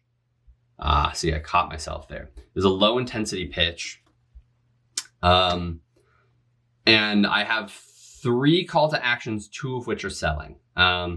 So it doesn't feel super pushy. I'm able to actually provide some value here. I'm like, hey, I'm cold. It's really important that you have a ferro rod on you. So I like Blackbeard's fire starter rope. So that's going to be a review. You can make your own. That's a tutorial. And then at the end, I have another review. And all of those reviews, think of them in like landing pages. I'm treating this email as like, I'm just getting you to click. And then on the next page, we're actually going to sell to you. So it's going to be like, all right, now we have a dedicated review of a specific product. Okay, so that's how we would use a PASOP email. You see how similar that is to the PAS email. Basically the same. All right, so we're going to get rid of that there. Boom, bam. Okay, now we're on to landing pages. Actually, let me go ahead and take the praise. Okay, all right. Let me take that. Oh, I see why I did that. Okay. All right, here we go. I just want to make sure here. I'm just using the, right. I'm not going on to full-on landing pages, right? Writing landing pages is a different day. Yes, it is. Okay. So the reason why I asked that is there's different versions of landing pages. There's a landing page that has to do all of the selling, meaning like I go straight from the email to like, let's buy. But that's not a lot of what we wrote today. A lot of what we wrote today was like, hey, check out this video. And then the video is going to do the selling. And then after the video, you're going to click through to something like a Shopify page. This is much more of like a D2C, direct to consumer sort of a deal, right? And this means that the landing pages themselves are going to be kind of short. They're going to be short. They're going to be punchy. They're already kind of sold on this. You're just doing something real quick. So these aren't going to be 1,000-word pieces. These are going to be 100-word pieces, right? And there's not going to be a subject line. So we're just going to go hook, story, offer. Before, after, bridge. Yeah. Where's my triple P? Am I too far down? Writing simply? No, I'm definitely not. Your style, quadruple P. Promise, picture, proof, push. Promise, picture, proof, push. Okay. So those are my 3 things I have to write now. So hook, story, offer. So let's imagine we're gonna do this for I think one of those first 2, right? Why Molly could get you killed. Then we're gonna watch the special ops guy, a hunter, a tech worker, and a construction worker to try it out. They're all going to like it, right? That's gonna be the point of it, is it works for their loadout some of the time, right? It's gonna be like kind of their everyday carry for those people. They have different needs. They're all gonna say nice things about it, hopefully. And then we're gonna get to the hook, story, offer. So we're gonna say story, James, Chad, Matt, and Craig liked it, right? So the hook, so we're gonna have a headline. I think that's important to say. And because this is direct to consumer, the headline's gonna be like meat, tact, pack. Meat. Yeah, meat. I couldn't decide if I want to say the tack pack or just meat tack pack. Okay, so that's our header. Meat, tack pack, and then our hook / subheadline / subheadline. It's gonna say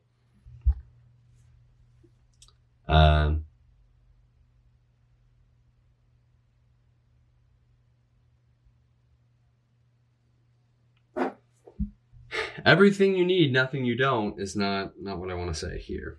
What's the value prop here? Let's go back to my hooks. Maybe I have something that's going to stand out to me. A power word tutorial to blank, blank, blank. Instead of tutorial, it's going to be,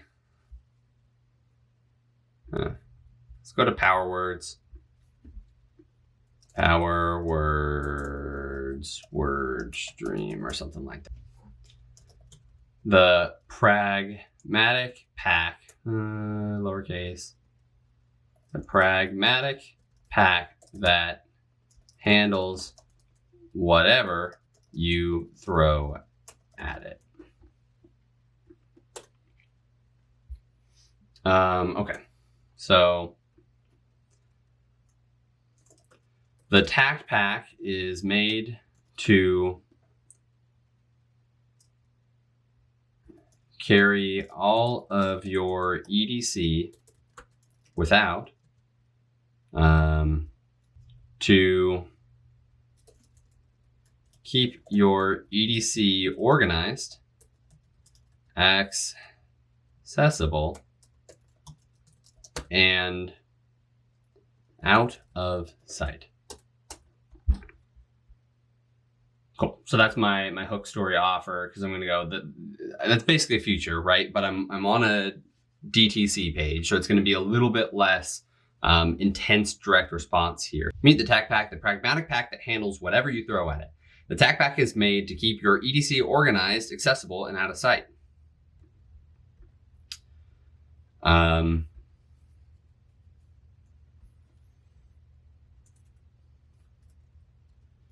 The 1000D Cordura fabric keeps water out,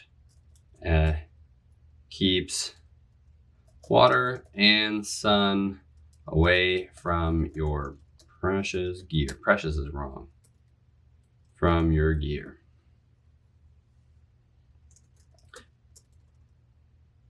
The admin pouch has over 13 pockets, over 13 pockets and straps to keep your gear organized and close at hand. Apparently, I cannot type today. That's why the main compartment features enough space for a week's worth of clothes and your laptop. And, of course, an easy grab pull handle. Pull quickly opens up your EDC compartment so you can grab your sidearm faster and more easily than ever, which is why James, Chad, Matt, and Craig love the bag. They have very different loadouts coming from military, tech, and blue collar backgrounds. I'm gonna put that in parentheses. Nope, I'm gonna throw that up first. Coming from military, tech, and construction backgrounds, they have very different loadouts. And yet, all of them prefer this for their EDC. Yeah, all of them prefer this for their EDC bag now. So we're gonna see why. Video. Okay, so the way this is going to be set up is this is going to be like Shopify. So there's going to be multiple sections. So the tack pack is meant to keep your thing organized as this, this, and this. And of course, so now there's going to be an add to cart button. And now we're going to kind of get into a secondary hook story. So the front part didn't end up being very hook story. Sorry about that. It started with the hook, and then briefly told a story, but it couldn't be as strong of a thing, obviously, because it's not supposed to be direct response. So we're going to go again. We have a story here. We're going to go hook. The tack pack. So I'm gonna take that again. Is the pragmatic pack that handles whatever you throw it, which is why James, Chad, and Matt. That's why James, Chad, Matt, and Craig love the bag. Coming from military tech. Okay.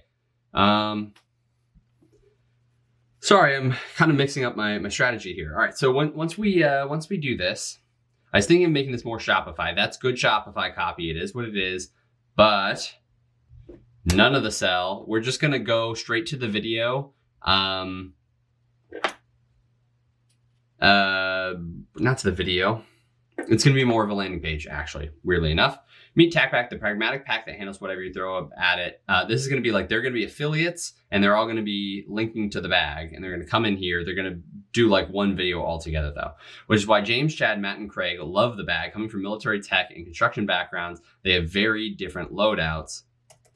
And yet, all of them prefer this for their EDC bag now. See why? So now there's going to be a quick demo video. This is going to be a different demo video. This is going to be a simple demo video because the other one was like more of a documentary style of them actually all going through and using it for their day-to-day needs. Whereas this is going to be like walking through the pack really fast. And so it's going to then go, feature number 1, feature number 2, feature number 3, reviews, CY, and then it's going to be like buy now. That's going to be a button. Am I doing this right? Yeah. Buy now. Reviews. Reviews. I don't know why I put a video there. Reviews and testimonials. These are going to be totally different sections. So here's how I just typically separate this out. So that whole thing is a section, right? Feature number 1, feature number 2, feature number 3, reviews and testimonials. I'm going to do a torture test video, and then I'm going to go to offer stack / feature breakout by now. Okay, so the reason why I did all that is it's not time to make a whole landing page yet. We'll do that in a couple more episodes. I'm not going to go through why I did features and reviews and testimonials with the torture test.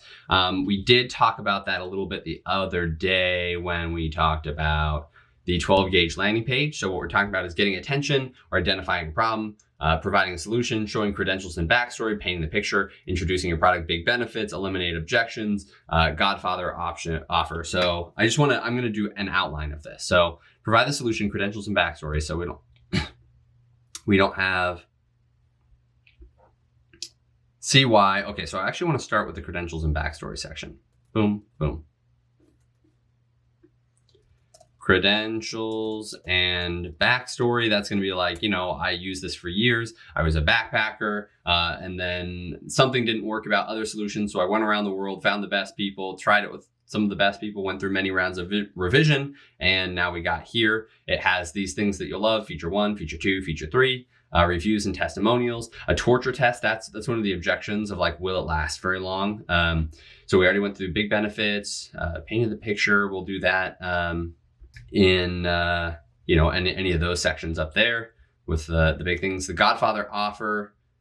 So at the end, we'll do the offer stack and create your future self. So every time we do a thing that will say like, oh, it's Cordura or fabric. So you never have to worry about your pack getting wet, for example. So at the end, after we do all these videos and testimonials and stuff, we'll break out in bullet points like, hey, this is the good things about the pack. But instead of just saying 1000D Cordura fabric, which would be the feature review, we'll paint a picture. We'll say 1000D Cordura fabric, so your gear never gets wet, So break it out, feature and benefit style, and then risk removal. We'll have by now. We'll say we need to add an FAQ section for objection handling, and I'm gonna add underneath a money back guarantee badge. Can I just not spell today? What's happening to me? Okay, and both of those are going to be black. Okay, so I outlined this. I wanted you to have an understanding of the way the landing page would be. And again, we're going to focus on landing pages later. What was important here is having a hook story offer that leads into the top of that. So they come through, they're coming out of one of these videos where people have reviewed it. They've all reviewed it and says, we're kind of expecting some sort of a thing here. So we say meet tack pack, the pragmatic pack that handles whatever you throw at it. So that's the big value prop here of the pack. We're hitting them with that right away. That's our hook. And then we say, which is why James, Chad, Matt, and Craig love the bag. Coming from military tech and construction backgrounds, they have very different loadouts, and yet all of them prefer this for their EDC bag. That's a super short story, but you see how it's a story. We have characters, they're having different problems, they're coming from different worlds, and yet the conclusion is they all have these things. See why? We're gonna have a simple demo video. Okay, so that's the offer, and it's gonna tell a little bit more of a story, and then they can buy now. That is the simplest little hook story offer there's ever been. It's not as deep as it would be in an email, but it works. Of course, the rest of the page has to include stuff from the 12-gauge landing page, but we're not there yet. So we're going to try this again with a different thing. See which one we like more. They might be working better. Instead of hook story off, we're going to say header, before and after, stop, standing out, start, standing up. All right, so that was the fastest before after there's ever been. But I say stop standing out. That's, you don't want to, you want to be too overly tactical. After, start standing up. So we're going to be able to be prepared and help people. That's the value prop here. The tact pack is designed to be the first pack that is both tactical and tactful, which is why James, Chad, Matt, and Craig love the BAB. Coming from military tech and construction backgrounds, they all have very different loadouts, and yet all of them prefer the tact pack for their EDC bag now. The problem is the bridge, it can't be a CY because that's not a bridge. This would be an effective thing, but let's try and be purists here for a second. Before after bridge, stop standing out, start standing up. The tact pack is designed to be the first bag that's both tactical and tactful. I want to pull that out a little bit more. What are the problems? Now you can carry all of your gear without sticking out, and without sacrificing functionality. I think I need to do more before after here. Stop standing out, start standing up. Most tactical backpacks can get you killed. They show the bad guys that you are the biggest threat, which can prevent you from blending in and actually making a difference. Okay, so I need to work on that. That was a little clunky. But that's why we made the tact pack. It's actually right this time. My goodness. Stop standing out, start standing up. Most tactical backpacks can get you killed. They show the bad guys that you're the biggest threat, which can prevent you from blending in, which can draw unnecessary attention to you and prevent you from completing your mission. That's why we made tact pack. It's the first pack that is both tactical and tactful. Now you can carry all your gear without sticking out and without sacrificing functionality, which is why James, Chad, Matt, and Craig love the bag. Coming from military, tech, and construction backgrounds, they have very different loadouts, and yet all of them prefer the tact pack for their EDC bag now, CY. That works pretty well. So we have the before, after, start standing out, start standing up. That's the header. Now we have the body, and it kind of needs to do the same thing. We want to expand upon it. So it's like a before, after bridge, right? Stop standing out, start standing up. Most tactical backpacks can get you killed. They show the bad guys that you're the biggest threat, which can draw unnecessary attention to you and prevent you from completing the mission. That's why we made tact pack. It's the first pack that is both tactical and tactful. Now you can carry all your gear without sticking out and without sacrificing functionality, which is why James, Chad, Matt, and Craig love the bag. Coming from military tech and construction backgrounds, they have very different loadouts, and yet all of them prefer the tact pack for their EDC bag now, CY. Simple demo video, buy now. Credentials and backstory, feature number 1, feature number 2, feature number 3, reviews and testimonial search. Sweet, I think that works really well. Final one. Got the whole layout, so now we're just kind of messing with this above the fold, right? Promise, picture, proof, push. It's kind of already doing that. Promise, the pragmatic pack that handles whatever you throw at it. So I'm not going to say meet tact pack. I'm just going to get straight to that. Yes. Yeah, no, I guess I'm going to say meet tact pack. The pragmatic pack that handles whatever you throw at it. Picture. Now we have to justify that. James needs to carry a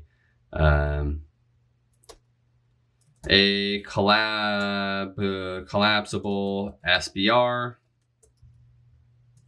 and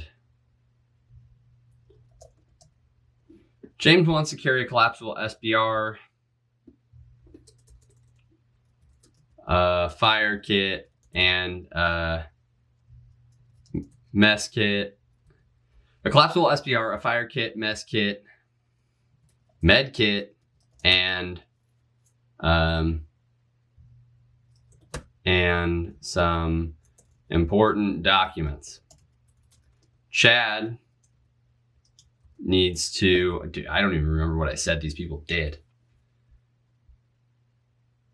A hunter. Okay, so he's a hunter. Chad needs to carry extra rounds, extra layers, and hand warmers, and a couple adult beverages. Matt, I'm going to just change all of them to needs. Matt needs something. What does Matt need? Tech worker. Last one, hopefully, my goodness. There we go. Matt needs to carry a 17-inch laptop, headphones, external hard drive, and of course, his sidearm. And Craig needs to carry extra gloves, med kit. He's in construction.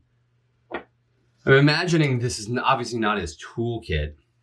I'm imagining this obviously isn't his toolkit, right? Like that would be crazy. So this is more like he needs to get off work and be ready for a date night. Change of clothes.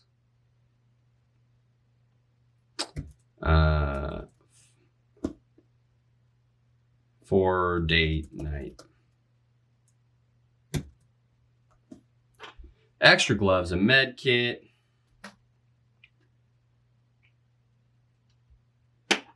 Spare chargers, spare batteries. It's not going to help you keep that all in this thing.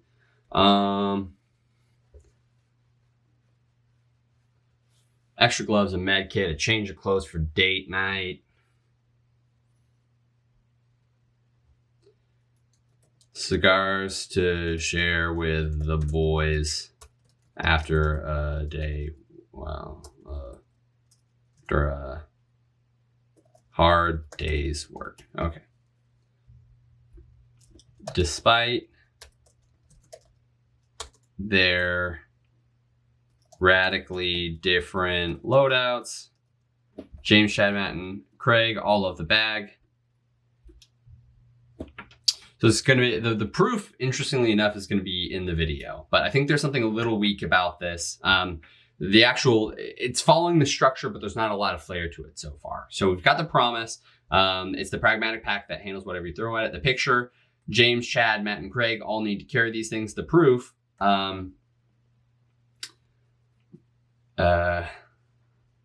despite their radically different loadouts, James, Chad, Matt, and Craig all love the bag.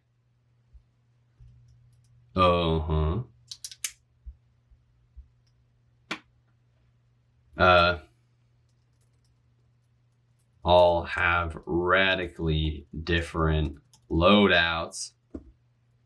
Okay. Yes. James, Chad, Matt, and Craig all have radically different loadouts. ... And yet, somehow those are commas. And yet, all of them prefer the tack pack.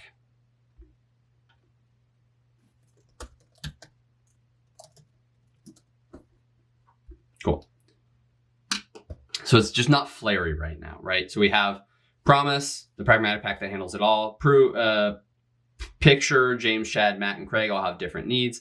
Proof, they all have radically different loadouts, and yet they all prefer the tack pack now. See why? Here's the demo video, and then push buy now. It's not very pushy on that back half because, again, we did the selling in the main video, and then we're just kind of showing like, here's how everything fits in and everything. So they've already gotten some proof. So we only need to reference the proof. It's like, hey, they all loved it, right? The problem is this middle section of picture is just a little weak right now. So we want to kind of isolate that real quick and make sure it feels natural, because there's a lot of stuff going there. It's like, that's a clunky way to present all that information. Like I could do it visually, where it's like, can handle whatever you throw at it. This could literally be a chart probably. But because if I did this like a check thing where everyone has like boxes next to it, it's like, oh, this person needed an SBR. Well, there's like almost no overlap between these. So that would be kind of a bad visual.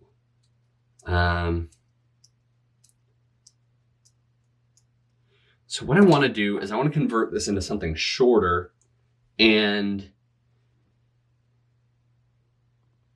whatever you throw at it.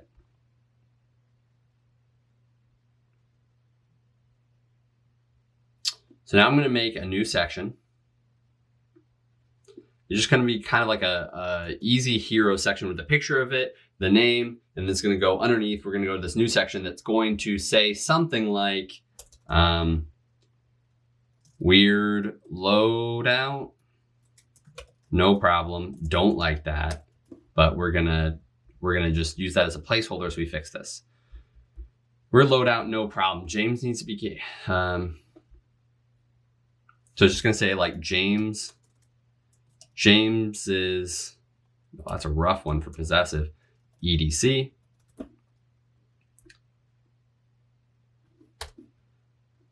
Collapsible SBR, fire kit, important documents. Okay.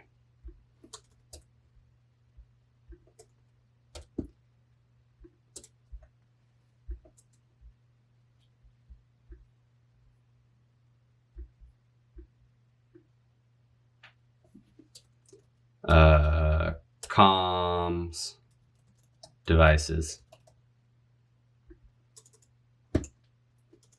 fire kit. I'm gonna say survival kit with meds and fire. This is a survival kit.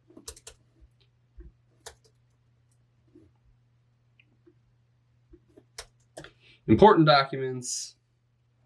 Cool. So we're just going to copy that format for these other people. So Chad's EDC.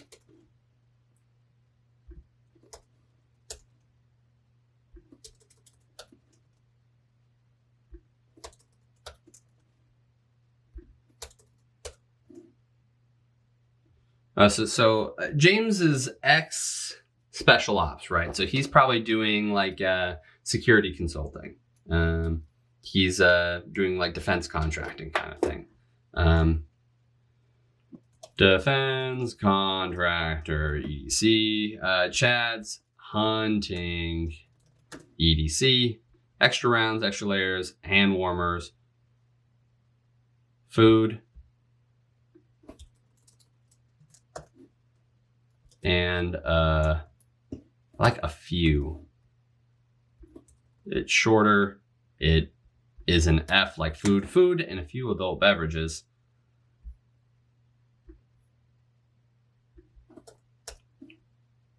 Why do I do this?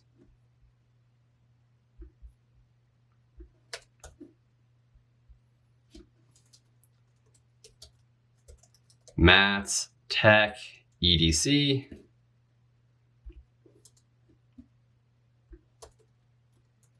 Headphones, external hard drive, 9mm sidearm,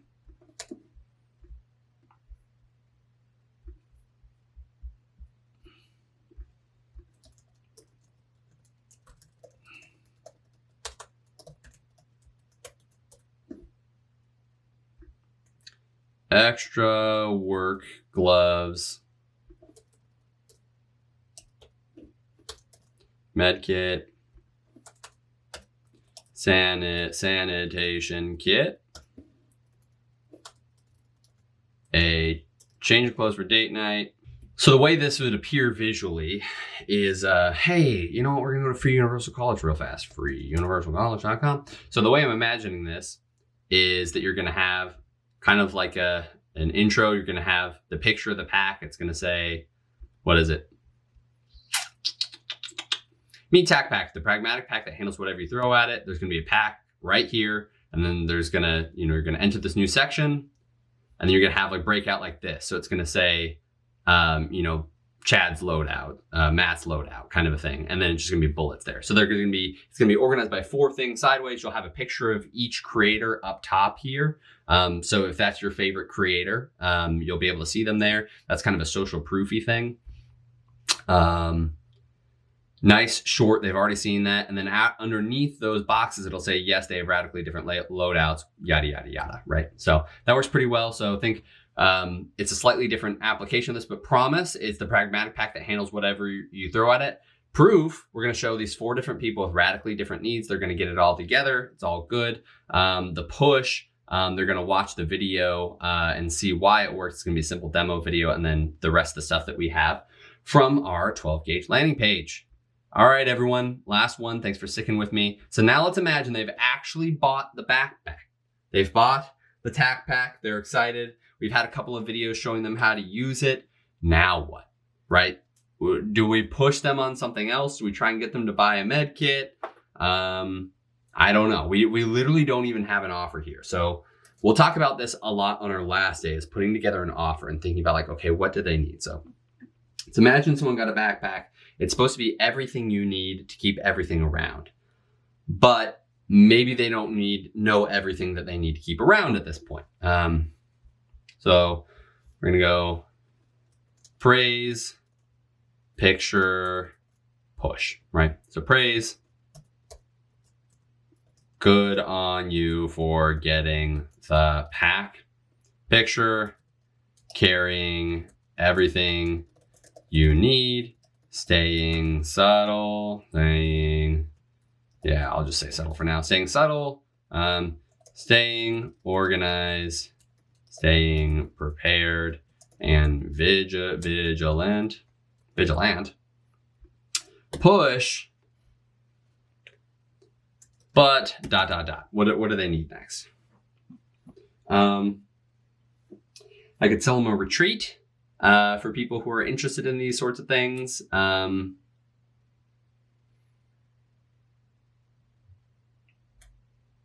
Let's say that there's I think that'd be good. Like a gun club that, like most of these people probably have sidearms that they carry a decent amount of the time. And you say, okay, but the thing is you're probably, you're busy, you're staying organized and everything, but the important thing is that you stay practiced. But it's important that you stay practiced, which is why we snagged you a deal from ammo.com. Sure, I'm not going to do gun club because the thing is, as far as I know, there's not that many gun clubs that are like countrywide, so it's going to be hard to sell stuff, whereas ammo.com is going to be good. By the way, these are not real they're real companies sometimes. Blackbeards, ammo.com, they're real companies, but they're not sponsors. I'm not actually promoting them or anything, so I'm just thinking of people, which is why we snagged you a deal from ammo.com. Get 20% off your next order. Make sure this deal is exclusive to Tact Pack buyers. Make sure you keep practicing. Stay. What as I said before, that's just gonna become my sign off, right? It's like stay this, stay that from David. Stay safe, stay prepared. David. Praise, picture, push, right? All right, so we got the outline. Let's actually write this nice, huh? Thank you and congrats on picking up the the tagged pack. As a fellow EDC enthusiast,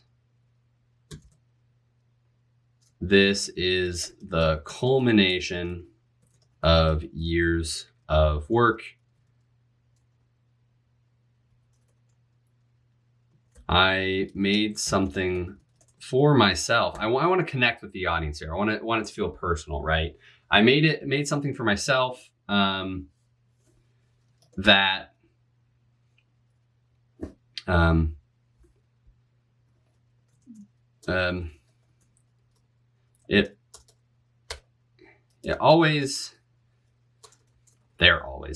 there always used to be a trade-off when you bought a pack. You sacrificed functionality or looks or cost or whatever. So you ended up with a closet full of 12 different backpacks. You could move your gear to depending on the mission. But that's not you anymore. Because it doesn't have to be.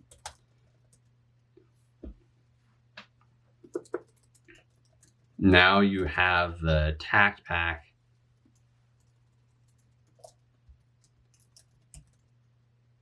I know it'll be life changing because it was for me and it was for so many others. All right, so that's the praise. Your life is about to get so much easier. Nah, that's kind of away from the mission. So picture. Now you have the tack pack. You can carry everything you need while staying prepared, staying organized, and blending in.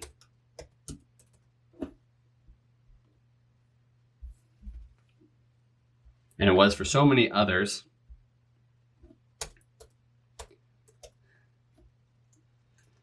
But don't get cocky.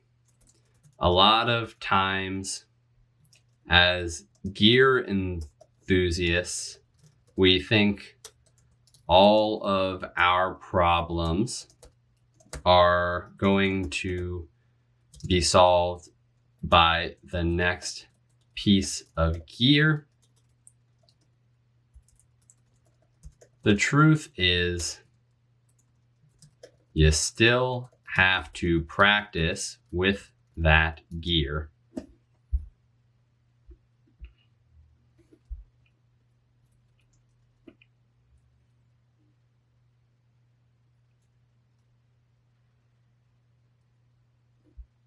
Which is why we snagged your deal from ammo.com. Get 20% off your next order. This is why we snagged you an exclusive deal from ammo.com. Get 20% off your next order so you can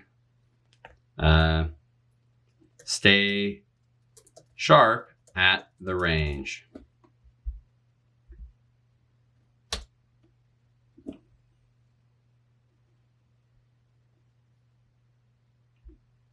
An exclusive deal from ammo.com. Why do I keep doing this? This is the bane of my existence. There we go. An exclusive deal from ammo.com. Get 20% off your next order so you can stay sharp at the range. just use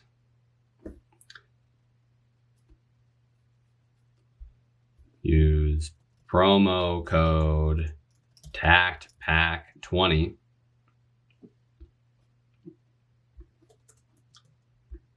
at checkout. It's not even like a pitch. It's probably an affiliate deal where they're going to get 20% off with my thing, but I'm going to get an affiliate kickback for sending them over. So, but it feels like I'm just like, hey, here you go. I got you. It's one more thing with your pack. This is like a thank you page. So yeah, it's pretty good. It's a nice, easy way to throw an affiliate deal in there, make a little bit of extra money on something that's probably the top offer that you have. You're like, this is a $200 backpack, right? Like, people are going to buy another backpack when I'm going to sell them on this thing. So I think it's a good offer. I think it's going to wrap it up nicely. So anyways, there you go. That's what we've got for you. And you can see how they all do very similar things. You can use them in almost any situation, but they give off different feelings. They make people feel differently about your brand, which is a huge deal. Sorry, I'm trying to find the final screen here, man. So far in, dude, we're doing pretty well here. We're getting to halfway. Oh boy, here we go. All right, there we did. We did it. We wrote everything. You see how they're a little bit different, how they have different looks and feels. They can cover very similar topics, but they keep you maybe switching things up, having a different tone. Maybe something's wrong for your brand. Maybe it's too pushy for your brand, or it's not pushy enough for your brand. You can switch it up, keep things interesting. You can also, if you have a different type of video, like I had this hypothetical video where I had 4 influencers all trying out my pack and all liking it. But let's say you wanted to go straight to a demo video, or you're going straight from the email to a sales page. Well, you're going to want something that's a little bit pushier. So maybe you even write multiple ones of these. This is a good way to ideate too. For creative work, people often think that you just sit down, you get it done, you bang it out. And because you're such a genius, ideas just come to you. Sometimes you write 3 different things like I just did, and you go, oh, actually, I like the second one the most. Ding, and it looks like you just wrote that, but no, what you did was you did it several times. You might even use something like the DM's DR guide that I have for you, DM's DR handbook. You can even use things like the DM's DR handbook that I have to randomly roll stuff. If you're just like, I'm stuck, I'm not liking this, I need to come from a different angle, but I don't know what to do, just roll for it, man. Just like, okay, I'm doing a hook story offer and I'm doing it for this demographic, or I'm doing it with this tone or whatever. And I'm just like, whatever I'm doing right now is not working. And you'll force yourself to come from a different angle. Maybe you won't even like that one. You'll be like, oh, actually that sparked an idea for me. I can do it this way on this other one. No problem. So these are really good ways to break you out and break you through writer's block, which is awesome. And your copywriting homework is to do the same thing. I highly, highly recommend for you, if you have a business you want to launch, go ahead and do that. If you're a small business owner, you're coming here to learn copywriting, excellent, do this for your business. If not, if you're wanting to be a copywriter and working for other people, you're a marketer, maybe you're coming from freeuniversalcollege.com, congrats, thanks for being here. Go find a business. This is what we do a lot at freeuniversalcollege.com in the marketing path, is like, there's no experience like real experience.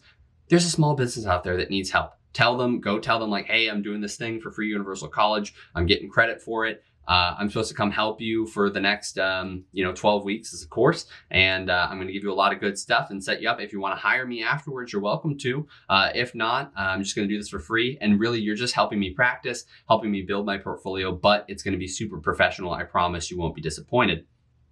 Go out and pitch people on that. Go get a real world experience. Then you'll be graduating a 4-year thing with actual experience under your belt. But I digress. I'm not pushing Free Universal College, except of course, if you want to do marketing, there's a whole degree path over there. Go do it. But anyways, go find a real business. Go find them. You can pitch them if you want, or you can just create hypothetical stuff like I did for Blackbeard's Firestarter, or for ammo.com or whatever. You can write for them, right? But I highly recommend you reach out to them. Even if you write it beforehand and say like, hey, this is what I'm doing, I'd love to work for you. You can do that. Seriously, just go out there and hustle and find some freaking clients for yourself. But you've got to write the same thing I did. Find a different product you want to promote for these companies that you're interested in, and you'll be all good. And finally, I just wanted to remind you that at the start of this course, we talked about writing emotionally, but we also pointed out that the best writing won't matter if people don't want to look at it. So you're going to work on all this stuff. You're going to put it in a Google Doc and you're just going to throw it in there. It's going to be compressed together. It's going to be total garbage. Like you saw what I was doing with the landing page back there, right? It's like, okay, I have an idea of what the landing page looks like in my head. But if I presented it to you the way it was in a Google Doc, it'd be awful. You wouldn't want to read it. It'd be terrible. It wouldn't be persuading at all. So it's important to know layout. Weirdly enough, there's a copywriting course, but your copywriting is kind of screwed if you don't have some sort of design in there. So I get that. And that's why in the next class, I'm going to show you the basics of typography and design. We're not going to get super into it. It's not a design course.